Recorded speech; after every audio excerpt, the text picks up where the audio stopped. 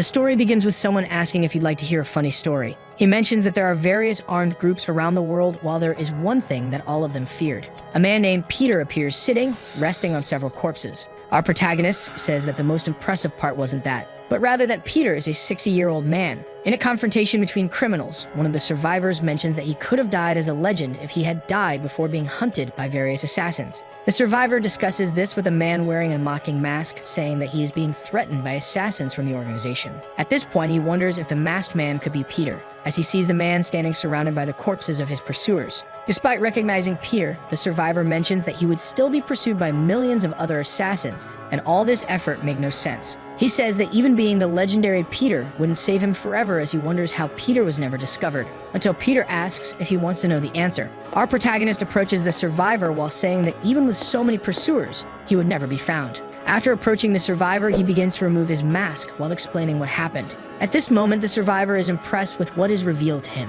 After discovering Peter's secret, he is killed while wondering if he really is Peter. With that, we go back to 3 months earlier. In a bookstore, an elderly man is putting up a promotion notice while someone tells him he shouldn't continue working. This person orders him to stop ignoring the calls and go visit the hospital. Otherwise, he would die in 3 months while the old man looks at the various medicines he needs to take. However, the old man says he doesn't fear death because he's already been on the brink of life and death several times. That's because he dedicated himself to the assassin organization for 50 years and has no regrets. At that moment, he looks at a photo book, thinking that he never took a picture of himself in his life. As he reorganizes things, a girl enters the bookstore wearing a school uniform. The girl says she was looking for elementary school textbooks. With that, the old man turns with a smile to her, saying that his old bookstore has books of all kinds. She asks if he would have used books, and the old man mentions that he had books from the 60s to the most recent ones, asking if she wants the most recent. At this, the girl says the book would be for her brother. Our protagonist looks at the shelf, asking if she's a high school student, and she confirms. The old man says she must be in the 3rd year based on her badge, and she is impressed that he knows so much. At that moment, the girl looks out at the table and sees the books she was looking for all wrapped up. Even though she says she wouldn't be able to pay for all the books, the old man mentions that she could keep them all.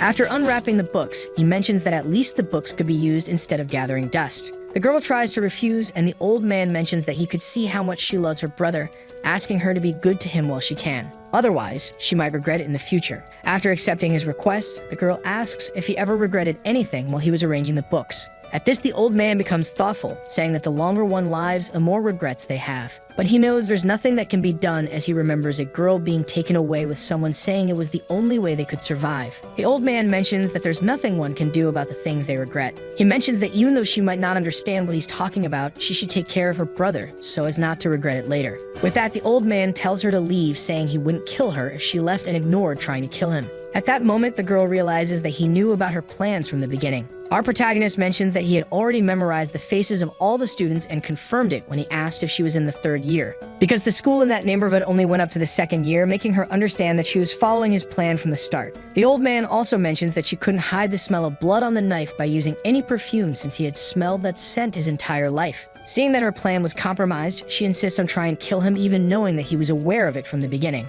But at that moment, she hesitates, realizing that even though she is the one arm, she feels that this would end with her dying. At that moment, the old man has a firm look that surprises her until he shows that he has arranged the books she had requested. Our protagonist turns back, saying that he had noticed that the part about her brother was true, and asks her to take the books. He mentions that he has done this for so long that he recognizes things just by looking. With that, he mentions that the girl is from the Glory Orphanage, just like he was, and that she hasn't learned anything despite having the same teaching method from his time. He mentions that in this organization, they have a response in case the mission fails. With that, he leaps towards the girl, saying that the response would be for Plan B to come into action. The old man grabs the girl by the neck while pushing her, confused about this idea of Plan B. At that moment, she looks up and sees 2 assassins emerging to kill her. Peter stays in front of her to protect her from the assassin's gunfire. He explains that Plan B would be to neutralize the agent sent along with the target. The girl then watches Peter, noticing that he has been shot in the stomach while protecting her. But they are still being targeted by the assassins, and Peter continues to protect her.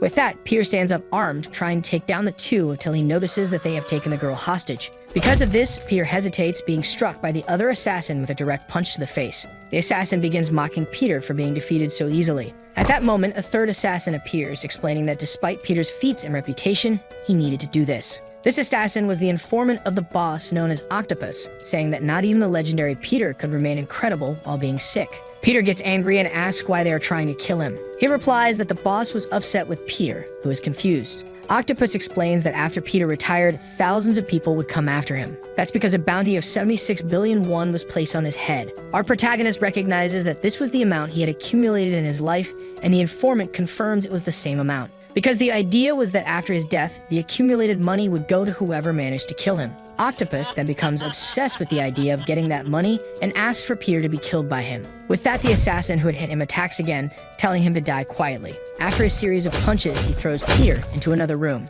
Believing that he had been knocked out, the assassin gets disappointed that it ended so quickly. Octopus approaches to make sure, and at that moment, Peter gives him a gift. A flash grenade is thrown in front of the informant, who is surprised. As they flee, the assassins notice that he had planned to be thrown towards the back door. The informant mentions that he wouldn't get far while injured and orders them to find him, leaving the girl completely in disbelief with everything she just witnessed. Meanwhile, in a public park in the rain, Peter falls to the ground, trying to stand up. Peter laments not being able to fight properly because of his age. At that moment, he begins to recall his life and realizes that everything was tied to the organization. He remembers his hard training to learn how to handle a knife and how to execute people. And while other boys were learning to use social media, he was learning to hack and wiretap. Or even his moments with a Russian spy suffering from frostbite and fighting a terrorist group to survive. Peter remembers that everything changed when the new boss took control because he complained that Peter didn't meet his expectations. All because of the illness that left him debilitated, leading the boss to believe that he needed to be discarded. Our protagonist acknowledges that he didn't desire praise or honor for the years he dedicated to the organization. He only hoped they wouldn't try to discard him this way. He can't accept dying like this and letting his money fall into their hands,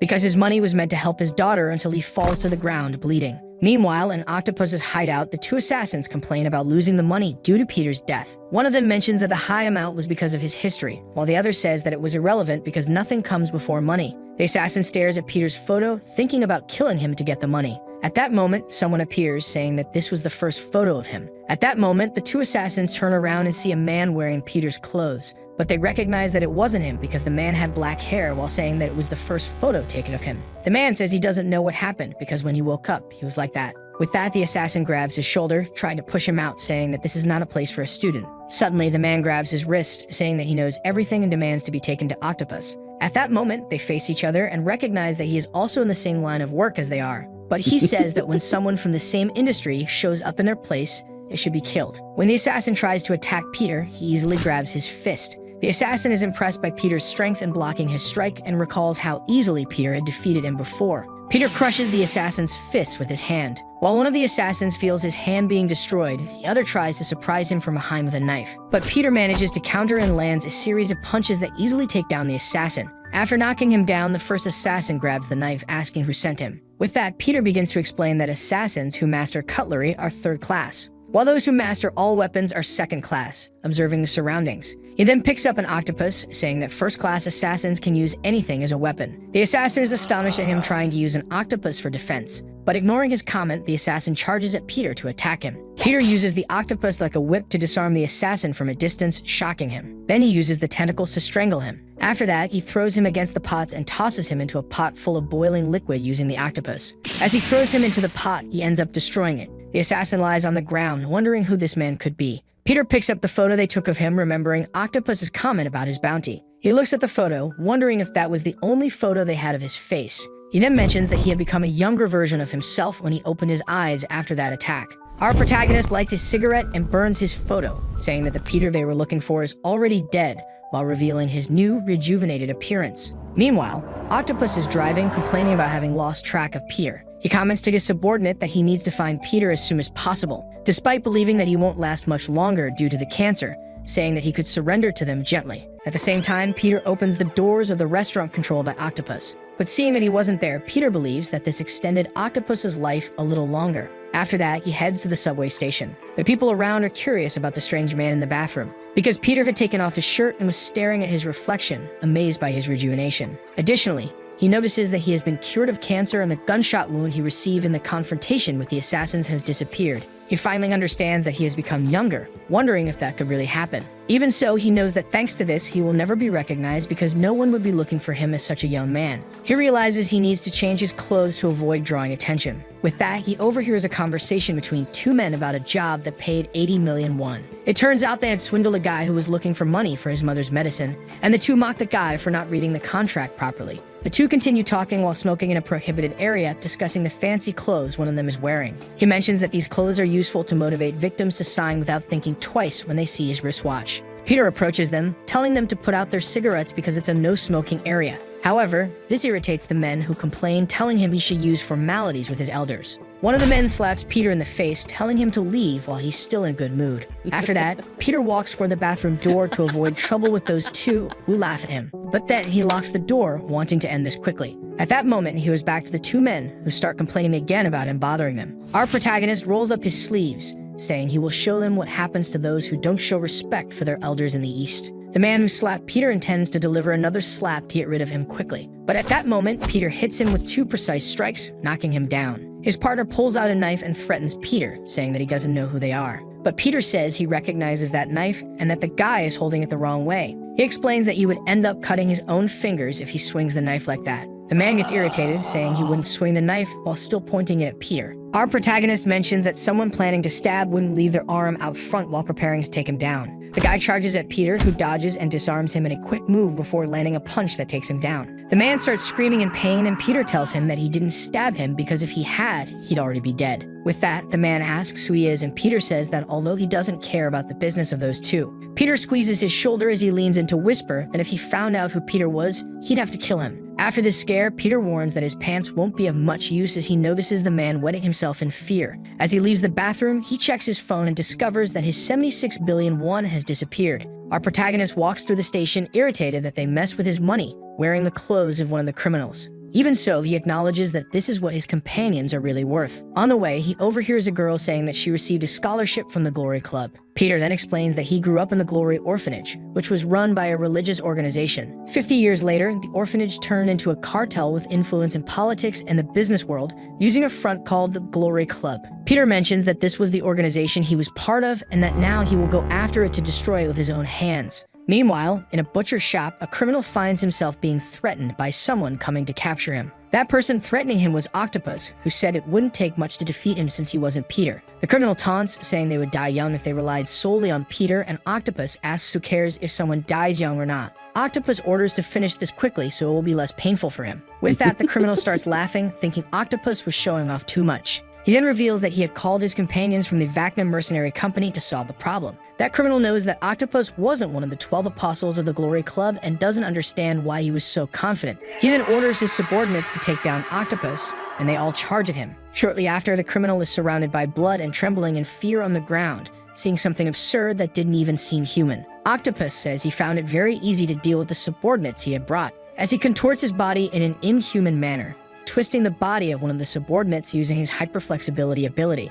After getting rid of the subordinates, he charges at the criminal, who becomes desperate. Back at his restaurant, Octopus learns about the attack Peter caused on his subordinates. He asks if there really wasn't any evidence left, and when it's confirmed, he believes there's only one person capable of doing that. Octopus mentions that Peter was behind it and imagines that he's starting to kill his men while the girl continues to follow him. But he remembers that the bounty on Peter would drop soon, and he should get rid of him as soon as possible. With that, he orders the girl to report as soon as they know Peter's whereabouts while she recalls everything she's been through with Peter. As they arrive at the restaurant hall, they see someone there and his subordinate says they were open. He asks if the man sitting there had made a reservation. The man says he didn't have a reservation, but a grudge. Octopus asks if it had something to do with money, and Peter mentions that it had to do with a large sum. With that, he mentions the amount of 76 billion, knowing it would affect him. At that moment, Octopus orders the doors to be locked and mentions that he wouldn't leave there alive for having some connection with Peter. But since Peter no longer looks the same, Octopus doesn't recognize him and wonders who he could be and what he's planning.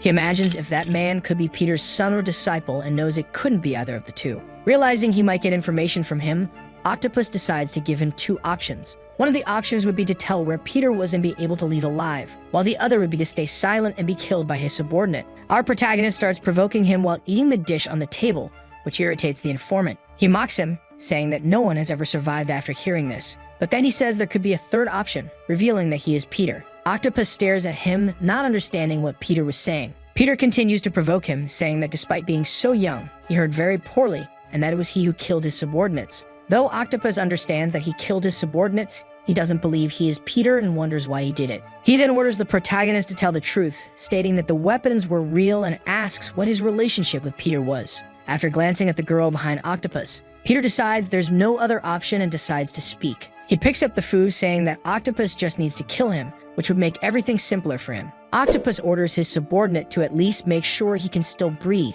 and the subordinate points his gun, confirming he heard the order. But at that moment, he is struck by something in the neck as he tries to fire. As he falls to the ground, the girl notices he has a chopstick in his neck. She realizes that he hit the man's vital point while the other chopstick was lodged in the gun barrel. She stares at him, thinking that he was the same age as her and that there was no one in the Glory Club or even in the country with such skill. Then Octopus gets quite excited, saying he liked the boy, thinking it was purely luck, and asks if he would like to join them. Suddenly, Octopus pulls out a pistol and unloads it in a fury against the boy. But Peter manages to protect himself using the table to shield from the bullets. The informant mocks him, saying that he was still too young, and asks if he didn't know that you can't protect yourself from bullets using a table. With that, Octopus approaches, reloading his weapon, asking again where Peter was and telling him to join them because it would be a shame if he died there. He gets close to the side of the table to finish Peter off once and for all. But then he notices that the guy is gone and that the red liquid spread around is just sauce. Octopus continues searching for the boy around the place to get rid of him. Little by little, he starts to lose patience, thinking that he couldn't be a ghost to have disappeared like that. Then he finds Peter hanging from a part of the pillar with his mouth full of something. Peter takes advantage of Octopus turning to him and spits all the sauce he had in his mouth directly at his face. With that, he strikes Octopus' arm to disrupt his aim. Right after that, Peter uses his other hand to dismantle his pistol. After disarming him, Peter begins to hit Octopus, who is unable to react. The informant notices that he was incredibly fast and wonders if he really was just a kid. Peter finishes his enemy by completely twisting his neck. Octopus is impressed by the boy's skills because he has never encountered anyone as skilled as him. At that moment, Octopus remembers his training, which mentioned a tactic of taking advantage of a moment when his opponent's guard was down. He recalls that at that moment, he created an ability that only he could use. His flexibility ability was very useful in training, where the trainers made him push harder each time to be able to kill his enemy. But he had already been warned that the most dangerous thing to do was to turn your back when you think you've won because you can't trust yourself too much. With this in mind, he was confident that he wouldn't lose to anyone. Suddenly, he grabs Peter's leg and wraps himself around it to immobilize him. After trapping him, Octopus begins to twist Peter's body. Octopus mentions that he has been in this business since the boy was born and that he has much more experience than a rookie like him. He then finishes Peter off until he hears someone asking how long he has been there. The informant looks up and sees Peter watching him while he was holding someone else. With that, he realizes he was contorting the body of his subordinate, who had already been killed. At that moment, Octopus recognizes that his time in this business was telling him that the boy was going to kill him. He understands that this boy might be even better than the 12 apostles of the Glory Club. Understanding this, Octopus cowers and asks to negotiate. He then grabs his subordinate and says he would hand her over because even though she has no experience in the field, she would still be useful. The girl tries to refuse while Octopus orders her to stay quiet because he was trying to negotiate with the boy. Peter agrees and Octopus is pleased, saying that he was a smart young man. With that resolve, the informant flees, saying he would pretend he didn't see anything and that Peter could do whatever he wanted with her while thinking about finding out more about the boy. But Peter mentions the do-or-die tactic that Octopus had recalled earlier. This triggers Octopus to remember his training and everything the boy had said, starting to piece things together. At that moment, he stares at the boy and notices that he emanates the same aura as Peter. Octopus remembers that no one who met Peter survived. Peter confirms what he said as he rushes toward Octopus. Gradually, all of Octopus's limbs and his neck are twisted by a swift movement from Peter. Meanwhile, the superiors receive confirmation of Octopus's death. They reveal that the cameras were removed before they could reach the scene and that there were no more pieces of evidence. The leader mocks the whole situation while doing one-arm push-ups on the rooftop of his building. He mentions that the 76 billion reward for this SSS-level mission will be sent to all the assassins of glory, because they were all authorized to hunt Peter. Back in the city, people walk around until a child points out an announcement on the external screens. This announcement catches Peter's attention, who notices it's an ad for meals for the elderly, using the only photo of him, and understands they are spreading information about him. He continues down the streets until he receives a flyer from Glory that gives more details about him. Peter figures they don't need to worry about finding him because he will be coming after them himself. Our protagonist realizes that he needs help to take down Glory, and only one person comes to mind. However, this person makes him quite uncomfortable. Meanwhile, in an abandoned and barricaded place, he arrives there and is struck by the sight of the place full of people sleeping on the floor, realizing that more and more people were ending up there. After dodging the sleeping homeless, he approaches a wall, searching for something among the organ sale and prostitution ads, until he finds a gap and, upon touching it, reveals a secret passage. Descending through the secret passage, he finds a luxurious place. Peter recognizes that the place has been restored, imagining it must have cost a lot of money. Then someone appears nearby, threatening him with a point close to his neck. He says that silk clothes and jade china weren't necessary for that person. That's because the person is a blind woman, holding her cane pointed at him while her guide dog stares at him irritably. The woman smiles, saying that even though things had been calm, it seemed like she would need to take care of some bodies. At that moment, she begins to smell him and notices that Peter doesn't smell of alcohol, indicating that he wasn't one of the vagabonds in the area. At the same time, she realizes that he had such a strong thirst for blood that he couldn't be just any thief. To protect herself, she tries to strike him with a cane, asking if he was sent by Glory while Peter dodges the blow. Even though she insists on trying to hit him, Peter continues to evade her attacks, at least until he's cornered against the wall, making her point the cane at him. The girl throws her cane, telling him to be careful because the wallpaper was expensive, and Peter dodges the attack again. He stares at the cane embedded in the wall, starting to think about something. Peter wonders if she's really blind because her skills are incredible, and she even praises herself, until he manages to stop her attack by grabbing her leg and flipping her upside down. Finally, he throws her onto the sofa to end the fight, but then she pulls out a knife, saying she didn't expect Glory to have someone as skilled as him. At that moment, she notices that he no longer had a thirst for blood. She mentions that although it wasn't pleasant to kill someone so skilled, someone had to die at that moment because it was part of their job. With that, she orders her dog, Alexander McKing, to attack him, and Peter notices the dog charging at him. However, McKing ends up being tamed by Peter, which impresses the girl. After they resolve everything and Peter explains what happened, she is astonished to notice that Peter has rejuvenated. The girl touches his face, noting that his skin is much smoother, and wonders if this is really possible. Suddenly, she throws herself on the floor along with McKing, leaving Peter confused. She asks if this was the position in which he had died, saying that she would like to try it too. At that moment, she approaches him again, saying that the method might be the key to the issue, asking what had killed him so she could try the same. After Peter playfully taps her on the forehead, he begins to explain his plan, causing her to question how he intends to confront Glory. Peter mentions that he plans to enter the Eye of the Storm, which leaves her quite confused. Our protagonist explains that he will take advantage of Glory's search for him to place them in the palm of his hand. To do this, he intends to become an assassin for the Glory Club. The girl becomes worried, and Peter acknowledges that it sounds crazy. But then she remembers that since he rejuvenated, no one recognizes him anymore. So while they're all searching for Peter, they'll actually be in the palm of his hand. This thought excites her, and she says that he's a terrifying man, to which Peter responds that she's even more so. However, the girl reminds him that it would be impossible to become a Glory assassin without having come from the Honor Orphanage. She mentions that even he came from that orphanage, while this young version of him is just an outsider who couldn't become a Glory assassin. But Peter says there is a way. The next day in a building, someone asks what he is seeing in front of him. A group of girls is impressed by the handsome new student who is there, trying to catch his attention. It turns out that Peter's plan is to become a student at the Divine Honor School, and thus he becomes the new hot student of the school. To maintain his cover, he uses the name Kim Sunmu, which the girls, mesmerized by him, even say is a very sexy name. At that moment, a girl approaches, inviting him to the auditorium, and when he responds, the girls are once again impressed by his beautiful voice. As he heads to the auditorium, one of the teachers asks which girl is his type until she is scolded by someone else. Our protagonist explains that although it looks like a normal school from the outside, it is actually a school for assassins, with students being discreetly taught in the assassins class. His goal is to enter that class and become an assassin while blending in with the students at the school. Upon arriving at the auditorium, he receives a message from the blind girl, reminding him that the class only accepts children from the orphanage and asking how he plans to get in. He mentions that there is a rare exception. The girl is astonished that he plans to go that far. Sungu steps onto the stage and begins to introduce himself to everyone, leaving them impressed. His speech includes his hobbies and talents, and he concludes by saying that he wants to become an assassin. At that moment, everyone is shocked by his statement, including the blind girl and the dog. But this was the plan, because with his speech, Peter caught the attention of the assassins class, knowing that this would get him recruited by them. To calm the situation, he mentions that he wants to be an assassin who is also good at academics. This motivates the students who recorded the presentation to start mocking him. But then a guy appears, pushing a girl who was recording the presentation. A group of students gathers in front of the protagonist, who recognizes that his plan has worked. Then the guy who pushed the girl asks if he had seduced a girl named Yejin, leaving Peter confused. The guy starts crying while complaining about the protagonist. It's revealed that his name is Yang Yisul, and the girl he mentioned was his girlfriend for 22 days and the most adored girl in the school. But when Peter arrives, she started getting excited about him, and Yang says she was stolen by the newcomer. Yang decides to take revenge on him and charges at Peter while he tries to talk. That boy is known for having managed to conquer the entire Mapo district with his fists, But when Peter retaliates, Yang feels death approaching as the protagonist stares at him with a fixed gaze.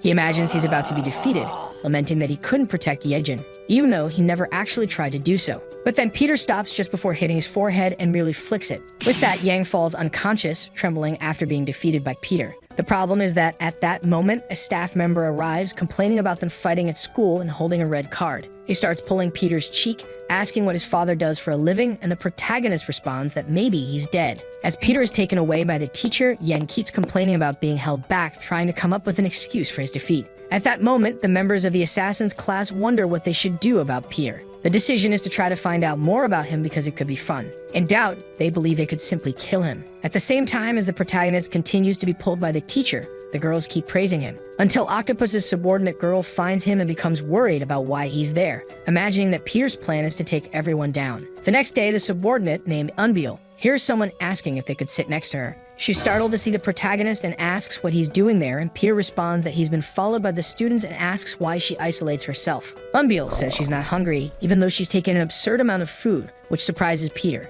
At that moment, she begins to remember their last encounter. Peter had told her to say that the old Peter was responsible for the deaths, and that by doing so, she could be saved. The girl worries, asking why he's come after her when she kept her promise, and Peter mentions that he wasn't coming after her. She complains that because of him, the company has been spying on her, asking if he knows how difficult it's been for her. Even though Peter says she should thank him since she's only alive because of him, Unbeal asserts that she survived on her own. But Peter mentions that she doesn't fully understand how terrifying this place can be, nor who he really is, while the girl asks what he could do. At that, the girl decides to leave while Peter asks for her help because neither of them knows anything. Peter says he's counting on her help, taking the opportunity to reveal that he knows her real name, which is Lee Yuna. But when she turns back to him, Peter is gone. A few days later, a school's athletic competition begins. During the event, we meet the school's running record holder, Jonathan, as he runs, imagining that it will be the day of his retirement. That's because Peter is surpassing him with great ease. After the race, Jonathan is crying next to Yang, while the protagonist is observed by a figure in the shadows. Sometime later, he goes for a vision test and shows he can see all the lines without much difficulty. Next is the home economics class, where they have to learn how to cut fruit elegantly. The teacher asks if he has ever cut fruit before, telling him to be careful with the knives. After preparing, he manages to create a huge apple rabbit, making the teacher believe it's so well done that it looks like it's breathing. At the same time, some students surround the teacher who scolded Peter, saying they won't clean up anything while recording the teacher's reaction. They ask what he could do besides lowering their grades and complaining, and the teacher tries to assert himself without any effect. The students mention that he could have his license suspended for emotional abuse due to his questioning. When he tries to assert himself again, the students get irritated with his words. At that moment, the group leader throws the teacher against the equipment behind him. He mentions that more frightening than lowering grades would be having his teaching license suspended or even being fired, and then his friend says they should post the video. At that moment, they see Peter approaching them with a cup in one hand, a trash can in the other. Our protagonist asks if they attack the teacher and tries to intimidate the three into staying out of the matter. Peter asks what will happen if he doesn't, and the leader spits on his clothes and starts laughing afterward. Seeing that the newcomer is staring at him seriously, the leader tells him to leave quietly, and Peter questions again what will happen if he doesn't obey. This irritates the group leader, who decides to go after him. But Peter easily dodges each blow he attempts, causing his friends to taunt him for not being able to hit the newcomer. As he wonders why he can't land a blow, Peter hits him with a kick that knocks him face first to the ground. Because of this, his friend decides to finish Peter off, approaching him from behind with a brick. However, the newcomer quickly moves and destroys the brick in his hand before he can even realize it. With that, the three apologize to Peter, and then to the teacher, for what they did. After that, they run off, telling him to wait because justice always prevails, and Peter emphasizes that's why he won. Our protagonist turns to the teacher, asking if he's okay, and the teacher tries to scold him. But pretending not to hear, Peter notices they forgot the phone they were using to record the teacher's humiliation. The teacher asks if he has always been like this as a student, until he tries to land a direct kick to Peter's head while he is distracted. Peter defends against the strike, showing that the teacher was right to suspect that he had something different. The teacher holds up the cup Peter had handed him,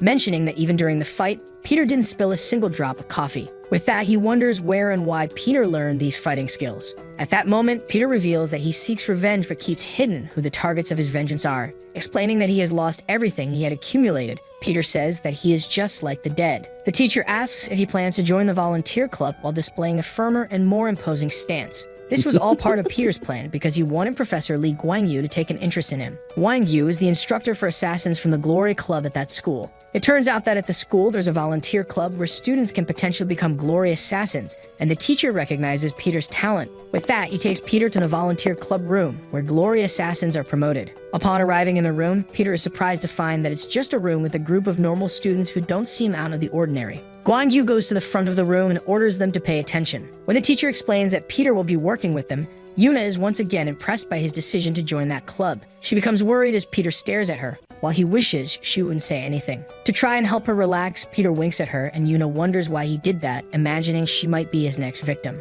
Our protagonist introduces himself and thanks the group for having him, while noting that the room is too ordinary to be a place where assassins are trained. But then two students become irritated and try to intimidate him. They are Dako Hyung and Dako Ja, who question how an outsider could be admitted when only people from the Honor Orphanage are accepted into the club. As he recalls that even though he was a member of the orphanage, he couldn't mention it. The teacher suggests they have a simple welcome party. Two students ask if they should do the punch, which leaves Peter confused. What they're talking about is a club tradition called the Bloody Punch, as they draw their weapons and Peter realizes they have indeed been trained by Glory. However, another group calls him over, saying they will welcome him. Yuna tries to calm everyone down because she knows well that Peter could kill them all. At that, Jay tries to push her aside, saying it could get ugly for her too, while Yuna thinks for herself that she's trying to save them all. With that, the Dako brothers approach him, trying to figure out if he really knows how to fight or if he's just a talker. Peter simply says he knows a little while remembering that he has fought more than 1,500 times. The dude charges at him, saying this will be his last fight, but Peter manages to hit both of them simultaneously. Jem complains that this place isn't for just anyone because people don't understand what they're risking their lives for. Jem mentions that their desire is to become the world's greatest assassin, just like their idol. This idol was known as Apostle Peter. They mention that this isn't a place for a nepotist like him. After backing off, Peter says he's tired of this fight. He's had enough of one completing the other's sentences and tells them to attack together. The Dako brothers get irritated and charge at him together again, saying they'll show what their 18 years represent. Peter recalls that he has lived for 65 years and shows little interest in what they're saying. Even so, the two manage to emerge victorious, trying to show off despite being exhausted and drenched in sweat. With that, the students boast that the newcomer only fled out of fear because he couldn't react. At that moment, Peter walks through the corridors until he is approached by Yuna again. She asks if he's underestimating the volunteer club, saying he can't fool her. The girl mentions that she was watching him during that fight. It turns out that during the fight with the duo, Peter didn't use any strength to face them. Even though Peter tries to use the excuse that he always does his best,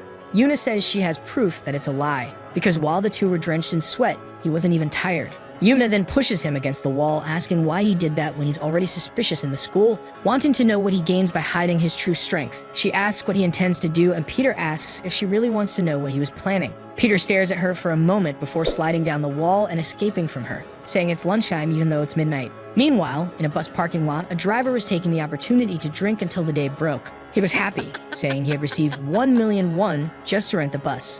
But when he goes to meet the people with whom he had arranged the rental, he's surprised, thinking he would see a group. However, he only finds one man standing in the parking lot. The driver asks where the others are, and the man says it's just him while handing over a heavy suitcase. At that moment, he shows several other suitcases that need to be loaded, saying there's a lot of stuff. The driver starts loading the suitcases while getting annoyed with the absurd amount of luggage the man was planning to take. Then the man moves the driver's hand away from the suitcases, asking if he would like to make a bet. The man approaches him and asks him to try guessing what's inside those suitcases. After being startled, the driver continues the journey, remembering that he didn't accept the bet while watching the man through the rearview mirror. During the trip, the man sits calmly and serenely with his arms crossed. At the same time, the driver recalls what he saw at that moment. One of the suitcases he carried was moving. Back at the volunteer club, the teacher mentions they will have a guest, the president of the Deha group, Choi Unchang. He says he will separate the students into teams and the winner will receive a volunteer certificate with the president's recommendation. This means that the winning team would become assassins, and both Yuna and Peter recognize that this would be the best chance to get promoted.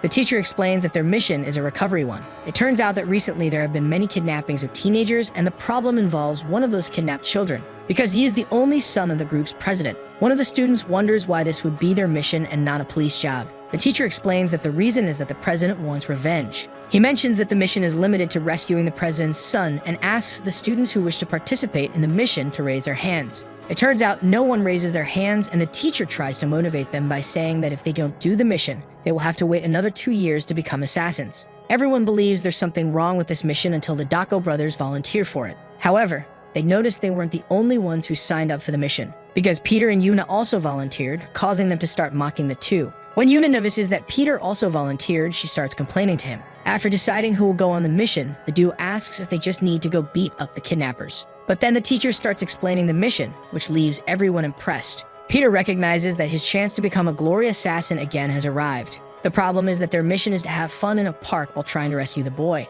A group of dancers in carnival costumes starts passing in front of the group while being teased by the crowd. This confuses the Dako brothers, who wonder if this would be fun. While they're staring at the girls, Yuna goes to eat something, commenting that they won't stop staring at the dancers. Peter begins to have girls wanting to exchange contacts with him, while Yuna is the only one focused on their mission. She remembers that Professor Guan Yu mentioned where the president's son had been kidnapped. The goal of their mission is to rescue the hostage and defeat the kidnapper. However, she realizes that this was the last place he was seen and wonders if he's still alive. Yuna looks at Peter, thinking that maybe he could solve their problem. Our protagonist suggests they go check out a place he's curious about, and Yuna imagines that he always seems to know everything. But they can't enter the place because a reservation is required, and the staff member asks them to leave. Because of this, Hyun gets irritated and argues with the staff, attracting the attention of the people around. At that moment, Peter hears someone saying they need to download an app. After that, everyone gathers around her to check availability, and Hyun asks if she's still worried about the mission. Even so, the two brothers start playing on the kiddie rides, making a lot of noise and drawing a lot of attention, which irritates Yuna.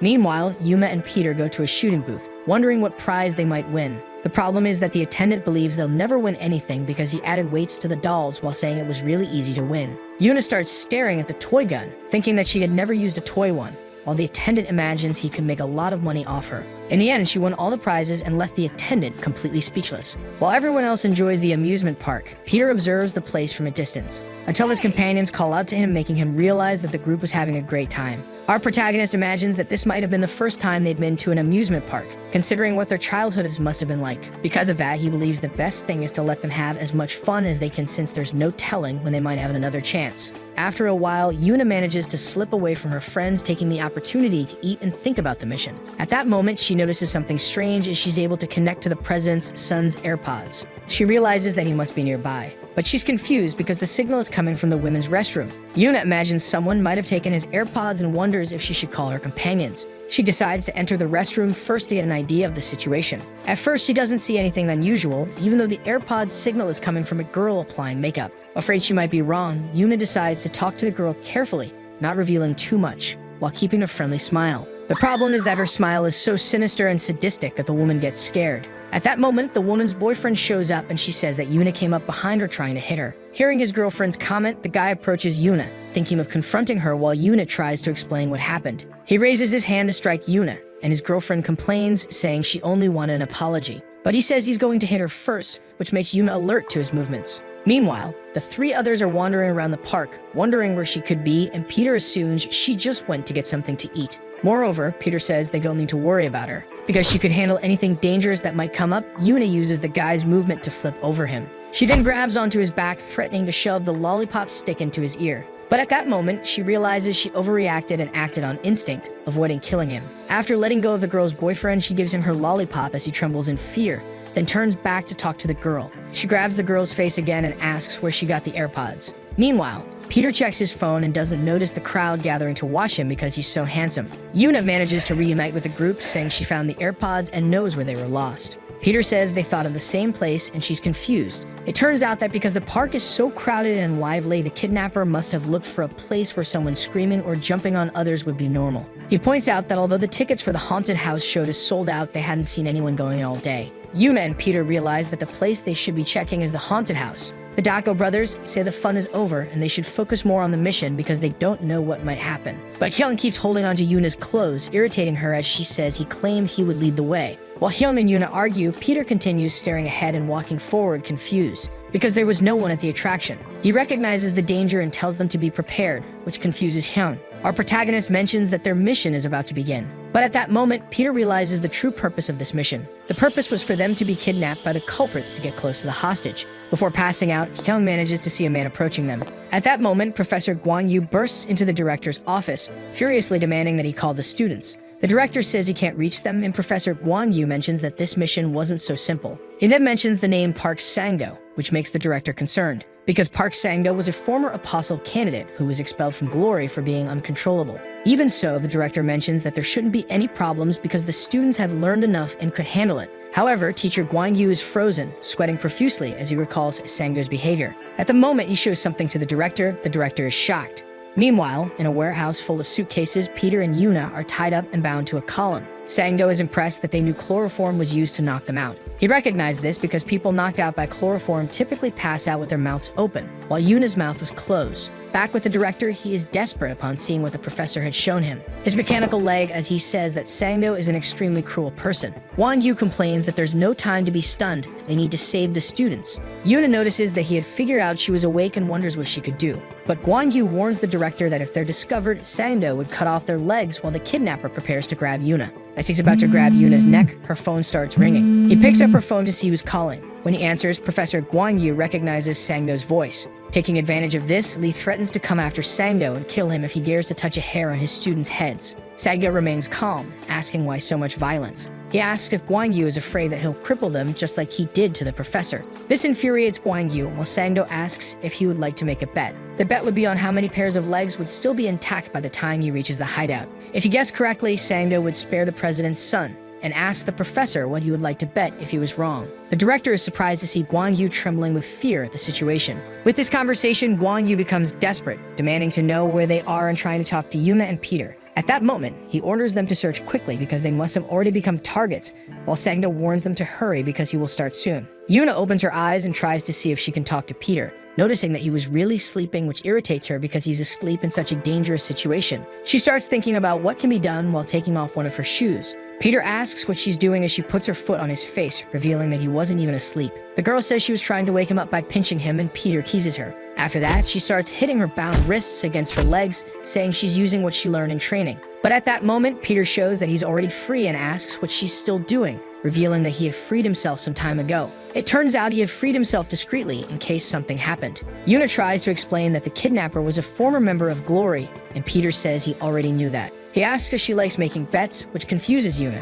Meanwhile, the Dako brothers comment that they're in the middle of a mission and ask Sang-do to tell them where the president's son is. Sang-do recognizes their foul language and gets excited, saying he wants to make a bet with them. The two accept the idea while Guan Yu rushes desperately to that location, and Sang-do says that if they win, they can save the president's son. However, if they lose, Sang-do will cut off their legs, and Guan Yu knows that if they accept the bet, they're doomed because they have no chance of beating him. At that moment, the two get excited about the idea of fighting Sang-do, not knowing what he's really capable of. They tear their shirts and charge at him, saying they'll beat him so badly that he'll need to use a wheelchair. With that, Sang-do drops one of his knives and throws it to them, saying the best bets are the fair ones. Hyung grabs the knife, all excited, saying he's very good with knives and that Sang-do will regret giving it to him. The knife duel extends as Hyung believes he has the advantage by causing cumulative damage and can win if he just keeps pressing on in the fight. But Hyung is almost hit in the face by his own knife and starts questioning if they're the same knives. At that, he backs off, making Sang-do ask what happened. Hyung stares at the knife and realizes what's going on, and Jie asks what the problem is.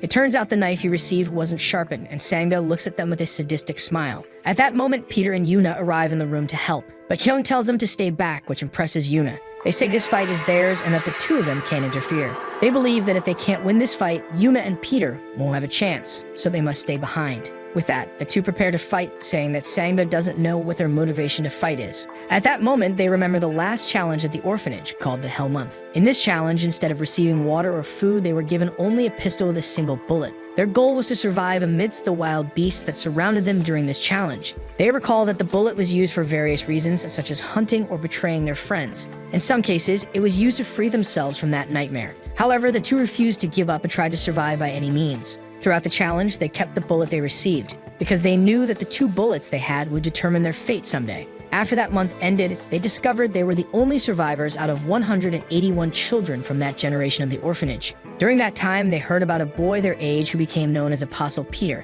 who had set an incredible record. His record was being the only person to survive without using his bullet in the last 58 years. 10 years passed with the two trying to become like Peter and be the best. Hyun mentions that Sang-do was just a stone in their path at that moment. Jet charges to try to hinder Sangdo's movement while Hyung prepares to attack him. His brother uses him as a support to leap over their target and attack. He repeats that Sangdo will regret giving him a knife, but Sangdo says he's not going after his leg anymore while smiling sadistically. At that moment, Sangdo grabs Hyung's wrist, saying that maybe he should cut off his arm instead. With that, Hyung drops the knife, saying he knows he can't cut him with a blunt knife. Jae takes the knife, showing that their plan was only to stab the target. When they try to stab Sangdo's neck, he comments on their dream while Jae is shocked by what he's seeing. Sangdo destroys the knife he gave them using his own knife, asking if they really think they can become like Peter. It turns out the knife he's using is a kukri. He explains that this knife is heavier than an axe and faster than a knife, and that this perfect killing weapon is something he trained his whole life to use. The two charge at him again while trying to understand how he can wield such a heavy knife with no problem.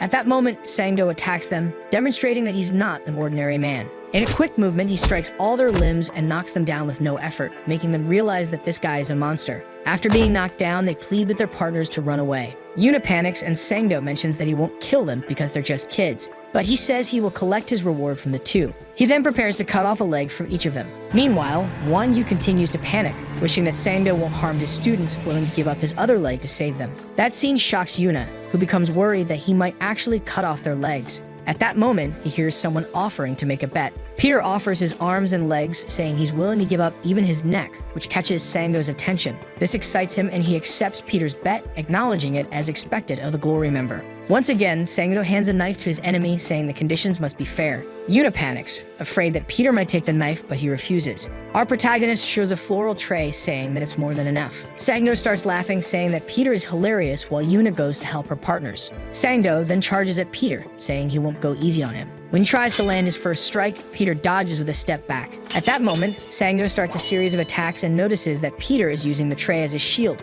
recognizing it as a good idea. However, he asks how many attacks the tray can really withstand. Meanwhile, Won-Yu is worried about what might be happening, afraid that another tragedy might occur. The tragedy he fears so much is losing everyone again to Sangdo. Won-Yu starts to remember the day Sangdo was talking to a croupier, asking her to make a bet with him. He asks if she believes he can get out of there alive or not, while saying she should bet all her chips on his survival. At that moment, he was surrounded by men holding chainsaws with a betting table damaged from the fight. The leader of the assassins explains that Sangdo was causing so many problems for the company, and that's why he needed to be stopped. They mention that he had been fired, and Won-Yu remembers that this team was composed of veteran B-rank assassins. Regardless of skill and experience, it shouldn't have been possible to face 5 assassins of that level. Yet Sangdo was displaying abilities that seemed beyond human capability as he cut through the assassin's hands as if they were nothing. Won-Yu recalls that it was at that moment when he lost his leg and became useless as an assassin. No matter what weapon was the strongest, what really mattered was how monstrous Sangdo was. And then he landed a strike that cut Peter's tray in half. Sangdo acknowledges that Peter had a lot of luck and asks what happened. Peter stares at the tray while Sangdo remarks that Peter's shield was split in half. Yuna considers intervening in the fight, while Peter mentions that Sangdo had said the knife was a kukri. Our protagonist comments that this knife wasn't made to be used so ferociously and is impressed by his aggressiveness. Then Peter crushes the pieces of the tray, and Yuna is amazed to realize that the tray wasn't a shield. Now that it was cut in half, Peter could use the 2 pieces as weapons. While Sangdo tries to appear unconcerned, he realizes that none of this was a coincidence, as it wasn't the first time this had happened. Because when he believed he had cut through the tray in Peter's head, Peter had managed to dodge the attack. Sangdo wonders if he really is a student, saying he doesn't know where Peter learned those tricks. But he admits that it won't work on him, as he throws his coat at Peter to distract him. Using the coat to obscure Peter's vision, Sangdo charges at him. He then executes a series of cuts to finish Peter off. This time, he believes he managed to cut him and notices that Peter was just an ordinary boy, until he sees Peter appear behind him, trying to strike him with a piece of the tray. Sangdo then realizes that he had actually cut through a pillow. Just before being hit by Peter's attack, he manages to back away by taking steps backward.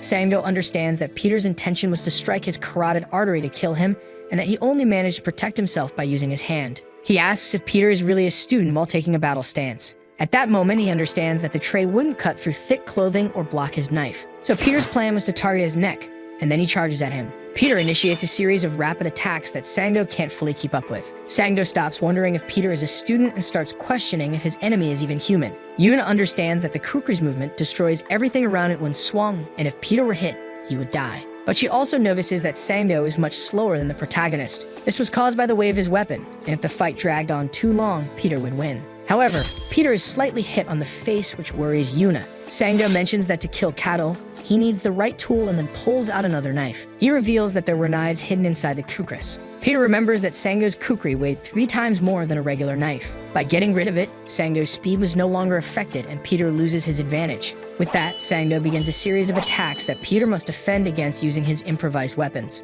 Yuna notices the change in Sangdo after he got rid of the kukris, but she also realizes that those knives were designed for stabbing and wonders why he's using them in this way. Sangdo looks to land a direct strike to finally end the fight. When he's just inches away from striking Peter's neck, his hand locks up and opens. His hand drops the knife and he is shocked by this. Peter asks if he couldn't put any strength into his hand after seeing the knife fall. At that moment, Sangdo realizes what Peter's plan was all along. It turns out that Peter's target wasn't his neck. His goal was to hit Sangdo's hands, and then Sangdo notices his hand completely cut and covered in blood. Our protagonist starts talking about the muscles and nerves in the hands, explaining that they are necessary to hold something. What Peter did was cut each one of them using the weapons. He explains that from the beginning, he had no intention of killing Sangdo. Sangdo begins trembling, incredulous at what just happened. That realization made Sangdo understand that his enemy was no ordinary student, and he wonders how many men that boy had killed so far. Peter mentions that he had warned him that there was no way to win against an iron knife with a silver tray. With that, he wraps the tray around his hand, saying he would show how a rock can be shattered with a simple egg. Sangdo begins to remember his terrible past, being bullied by thugs who hung him upside down from a tree.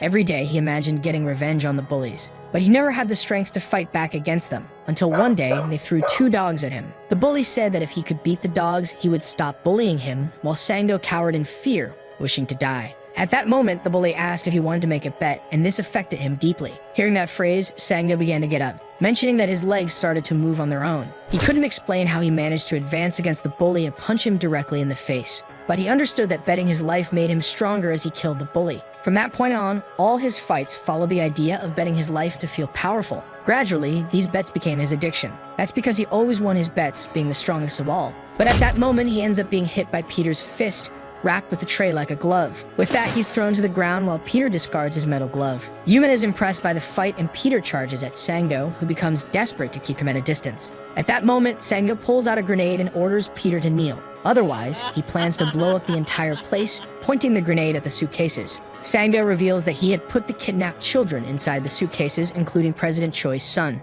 The girl is shocked by his actions, imagining that if he detonated the grenade, everyone would die. The kidnapper mentions that there's a gas pipe in the ceiling that would kill everyone if it exploded. He then orders Peter to kneel again, and Peter tells him to go ahead and try to detonate it. Peter grabs the grenade and shoves it into Sangdo's mouth before he even realizes it. He then explains how a grenade works, saying that Sangdo can't open his mouth or he'll die. After pulling the pin from the grenade, Peter clenches his fists, saying that this is what a real threat looks like. Our protagonist takes the opportunity to beat Sangdo while he has the grenade in his mouth. Afterward, Peter puts the pin back in and tells Sangdo to stop crying and get up. Peter mentions that he's not done yet as he holds the grenade he took from Sangdo's mouth. Sangdo says he didn't want to resort to desperate measures as he tries to get up. Yuna once again worries about what the kidnapper's next move might be. But at that moment, Sangdo kneels down crying, begging them to call it a draw. He promises to pretend that he never fought them and would release all the children as long as they end the fight right there. Finally, Guan Yu arrives at the kidnapper's hideout, worried about his students. But he's greeted by a completely destroyed Sangdo, nowhere near the terrible man he once was.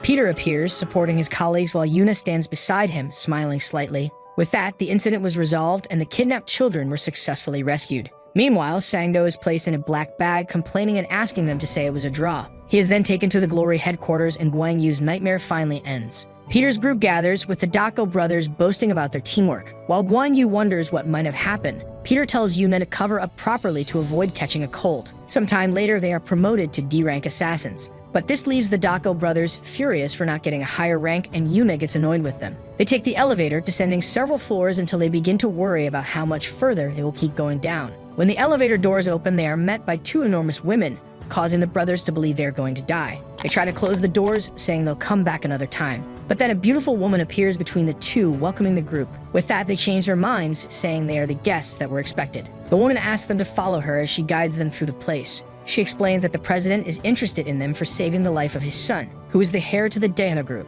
She then leads them to a dining room, saying that the president has ordered them to be well taken care of. After that, she takes them to get changed, and the group is given suits. While waiting, the brothers simulate boastful conversations with others, saying they know the president. The girl opens the door to continue their way, making everyone excited. She explains that the main event would be beyond this door. The room was filled with weapons, and the girl explains that the Dana group is responsible for supplying armaments to the Glory Assassins. As a reward for the rescue, the president decided to give them as many weapons as they desired. The brothers wonder if they really need firearms. However, since they're being given for free, they decide to take as many as they can. Yuna gets excited about the models of knives they have and that she could take as many as she wanted. But as soon as she reaches out to grab them, she remembers that she didn't do anything that day and doesn't believe she has the right to take anything. The girl asks if anything caught Peter's attention, trying to figure out what he might choose. Peter simply picks up a fountain pen, saying it's all he needs, especially since he's used everything in that arsenal before. At that moment, she receives a message from the president saying that he would like them to be brought to his office,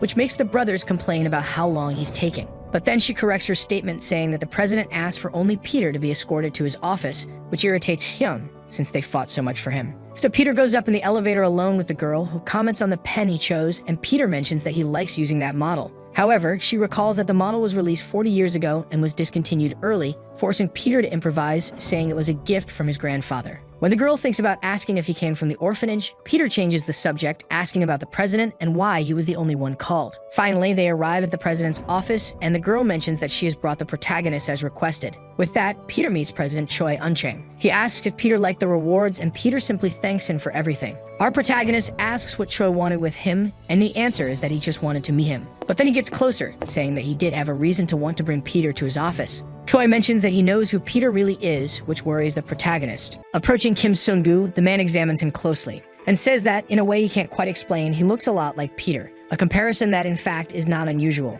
A faint smile escaped his face. On Christmas Eve of 1978 in Namsan, electricity surged through the head of an unsuspecting man. The men want him to reveal the whereabouts of Choi Uncheng, but he refuses to give any sense of information. He had already endured a lot and still did not intend to give in. After smiling, he said that he had already told them the way they had to go to save the boy. They from Korea would have to hand over their missiles to the Soviet Union. This is the only way. Refusal necessarily implies the permanent disappearance of the boy, who would be killed by someone. The president of the company feels unwell upon hearing this, but learned that the United States is sending its best prepared troops to Moscow to rescue the boy. On the phone, a boy is speaking to someone. An armed man is outside the train. He is pointing his gun at a helicopter in the sky. The aircraft explodes into several pieces, lighting up the night sky. The Delta team had been eliminated, and the company president is losing hope. So he decided to go to the Church of Honor. Someone is calling for the priest outside repeatedly. It is Choi Dae-ha, and he says it is an urgent matter. The priest wants to know why the confession is so late, and he then says that his son has been kidnapped by the Russians.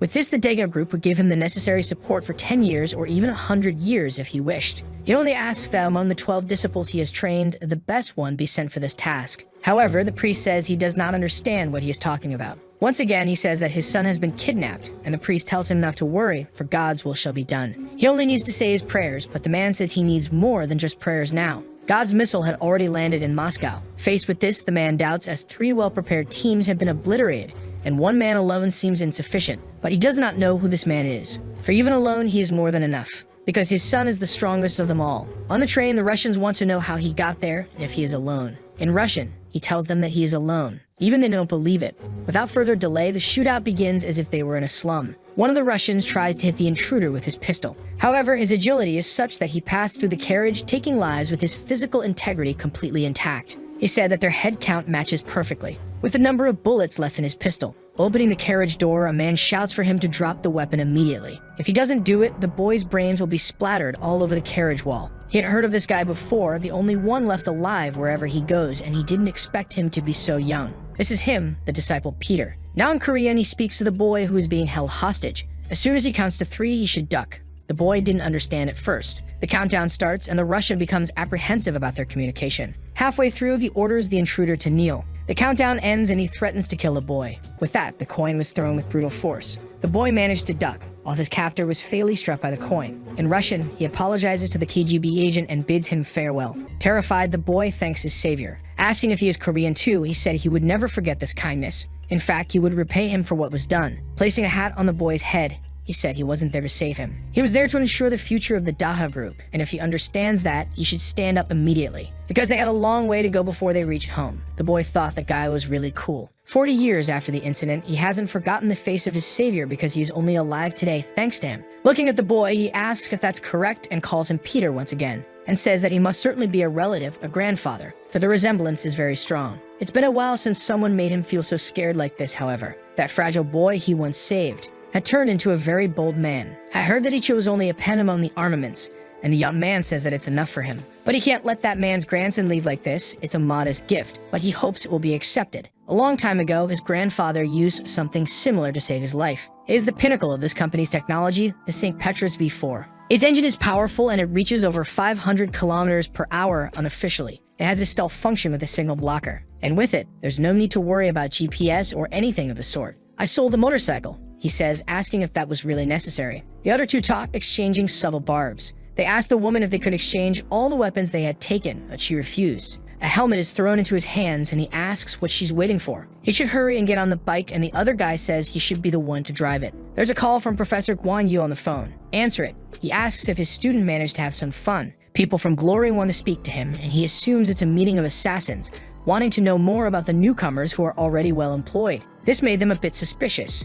They didn't like being called newcomers in the business. They are dedicated rookies, and they follow the motorcycle with their electric scooters, which are too slow. At the end of the call, the professor told them to go and show everyone that the rookie is a monster and is here to stay. Being popular is tiring, and indeed, they are curious about them because they assume they were ranked S. He wants to know if Yumet is ready, but he thinks the other two are too impatient. The door in front of them is still closed. It was time for them to go inside. Yuna is impressed by everything she is seeing now. She didn't expect that this was the place where the revelations are received. Revelations are the missions that Glory's assassins receive based on their rankings. Simply put, it's where they receive their revelations. In the center of the church, the faithful line up to receive the host. Attached to the small piece of bread is a note with the mission details. Low-ranking assassins receive their missions this way. The two fools are curious to know what ranking they received. However, they don't understand the message. Behind the bread, it just says, fight. This is their first time and they don't give missions to rookies. One of them thinks they weren't recognized, and the other says that if they were, they would have received something. For rookies, they are given a little of the new blood, which at first glance smells really good.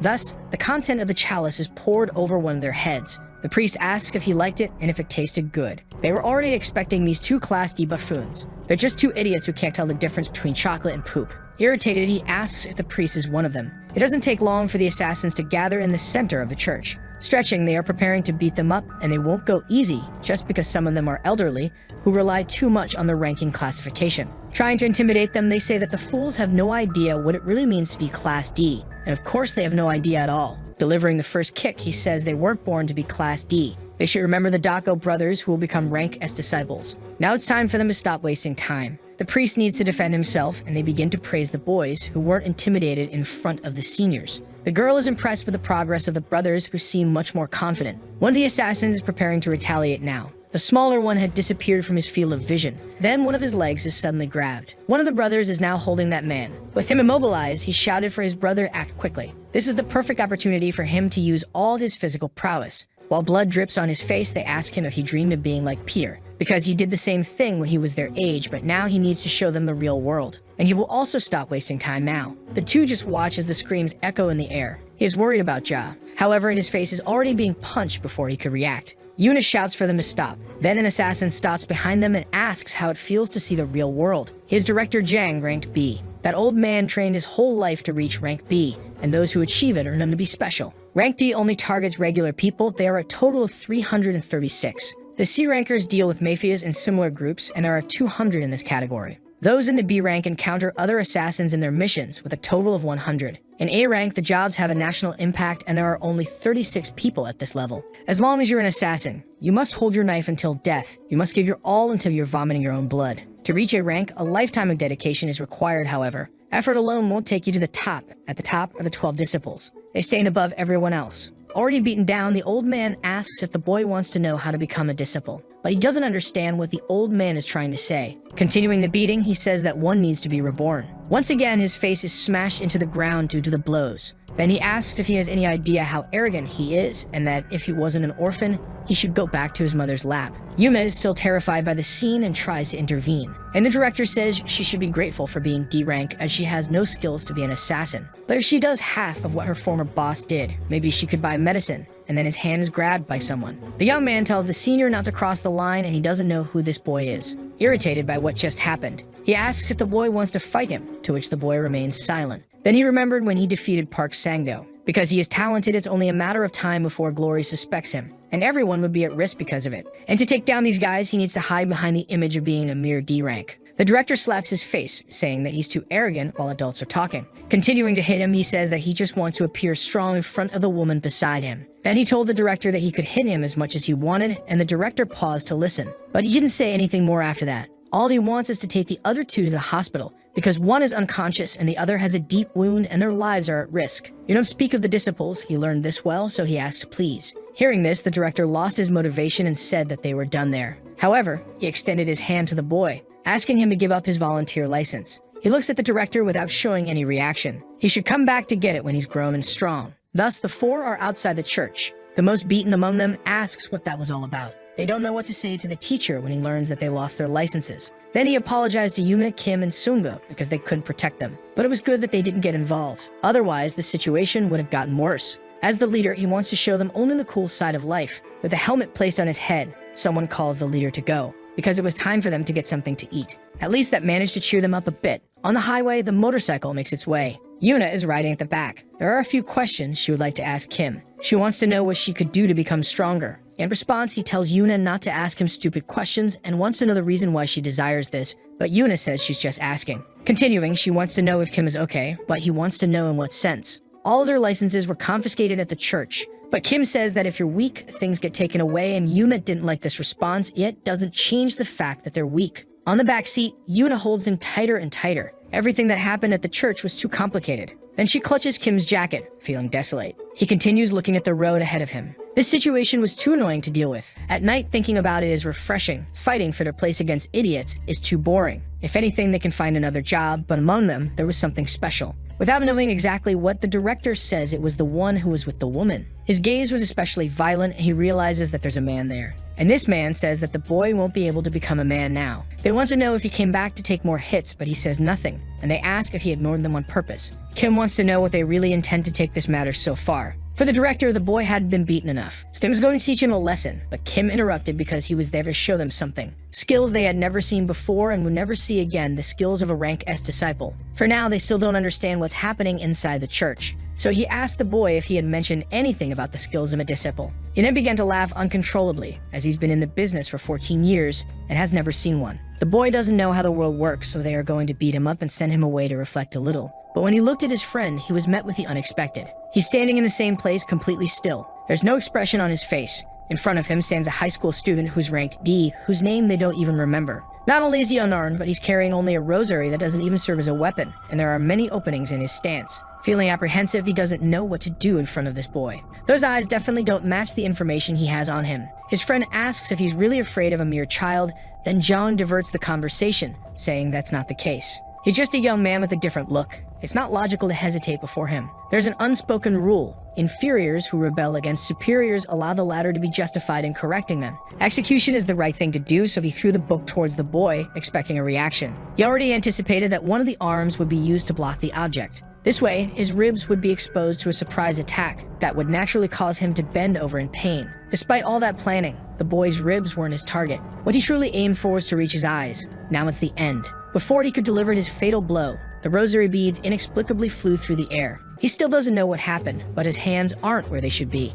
That thing in his hands wasn't an ordinary rosary. While contemplating what happened, the rosary's thread is nearly wrapping around his neck. Its thickness is so thin that it's almost imperceptible to the eyes. In the back of the church, various objects begin to shatter. Around them, the pews are being destroyed without any apparent cause. Everything is happening too fast, and he still can't grasp what's going on. Indeed, there won't be time for him to understand what happened, as his head is asking for a divorce from his body. It was almost a hallucination for him. Terrified, he puts his hands around his neck to ensure that his head is in the right place. Then he's scolded by his colleague, who said that Jong was too distracted at a crucial moment. But it wasn't just distraction in his head. He was utterly terrified. Looking at the young man, he knows he can't do anything against him, because in his mind he's already died thousands of times trying to attack him. With nothing happening so far, the three of them are staring at each other in the church. With his years of experience, he learned one thing. He can sense if he's capable of defeating his opponent before the fight even begins. Even so, he had never felt that before. That boy is simply terrifying. He's on a completely different level than anything he's ever seen in his life.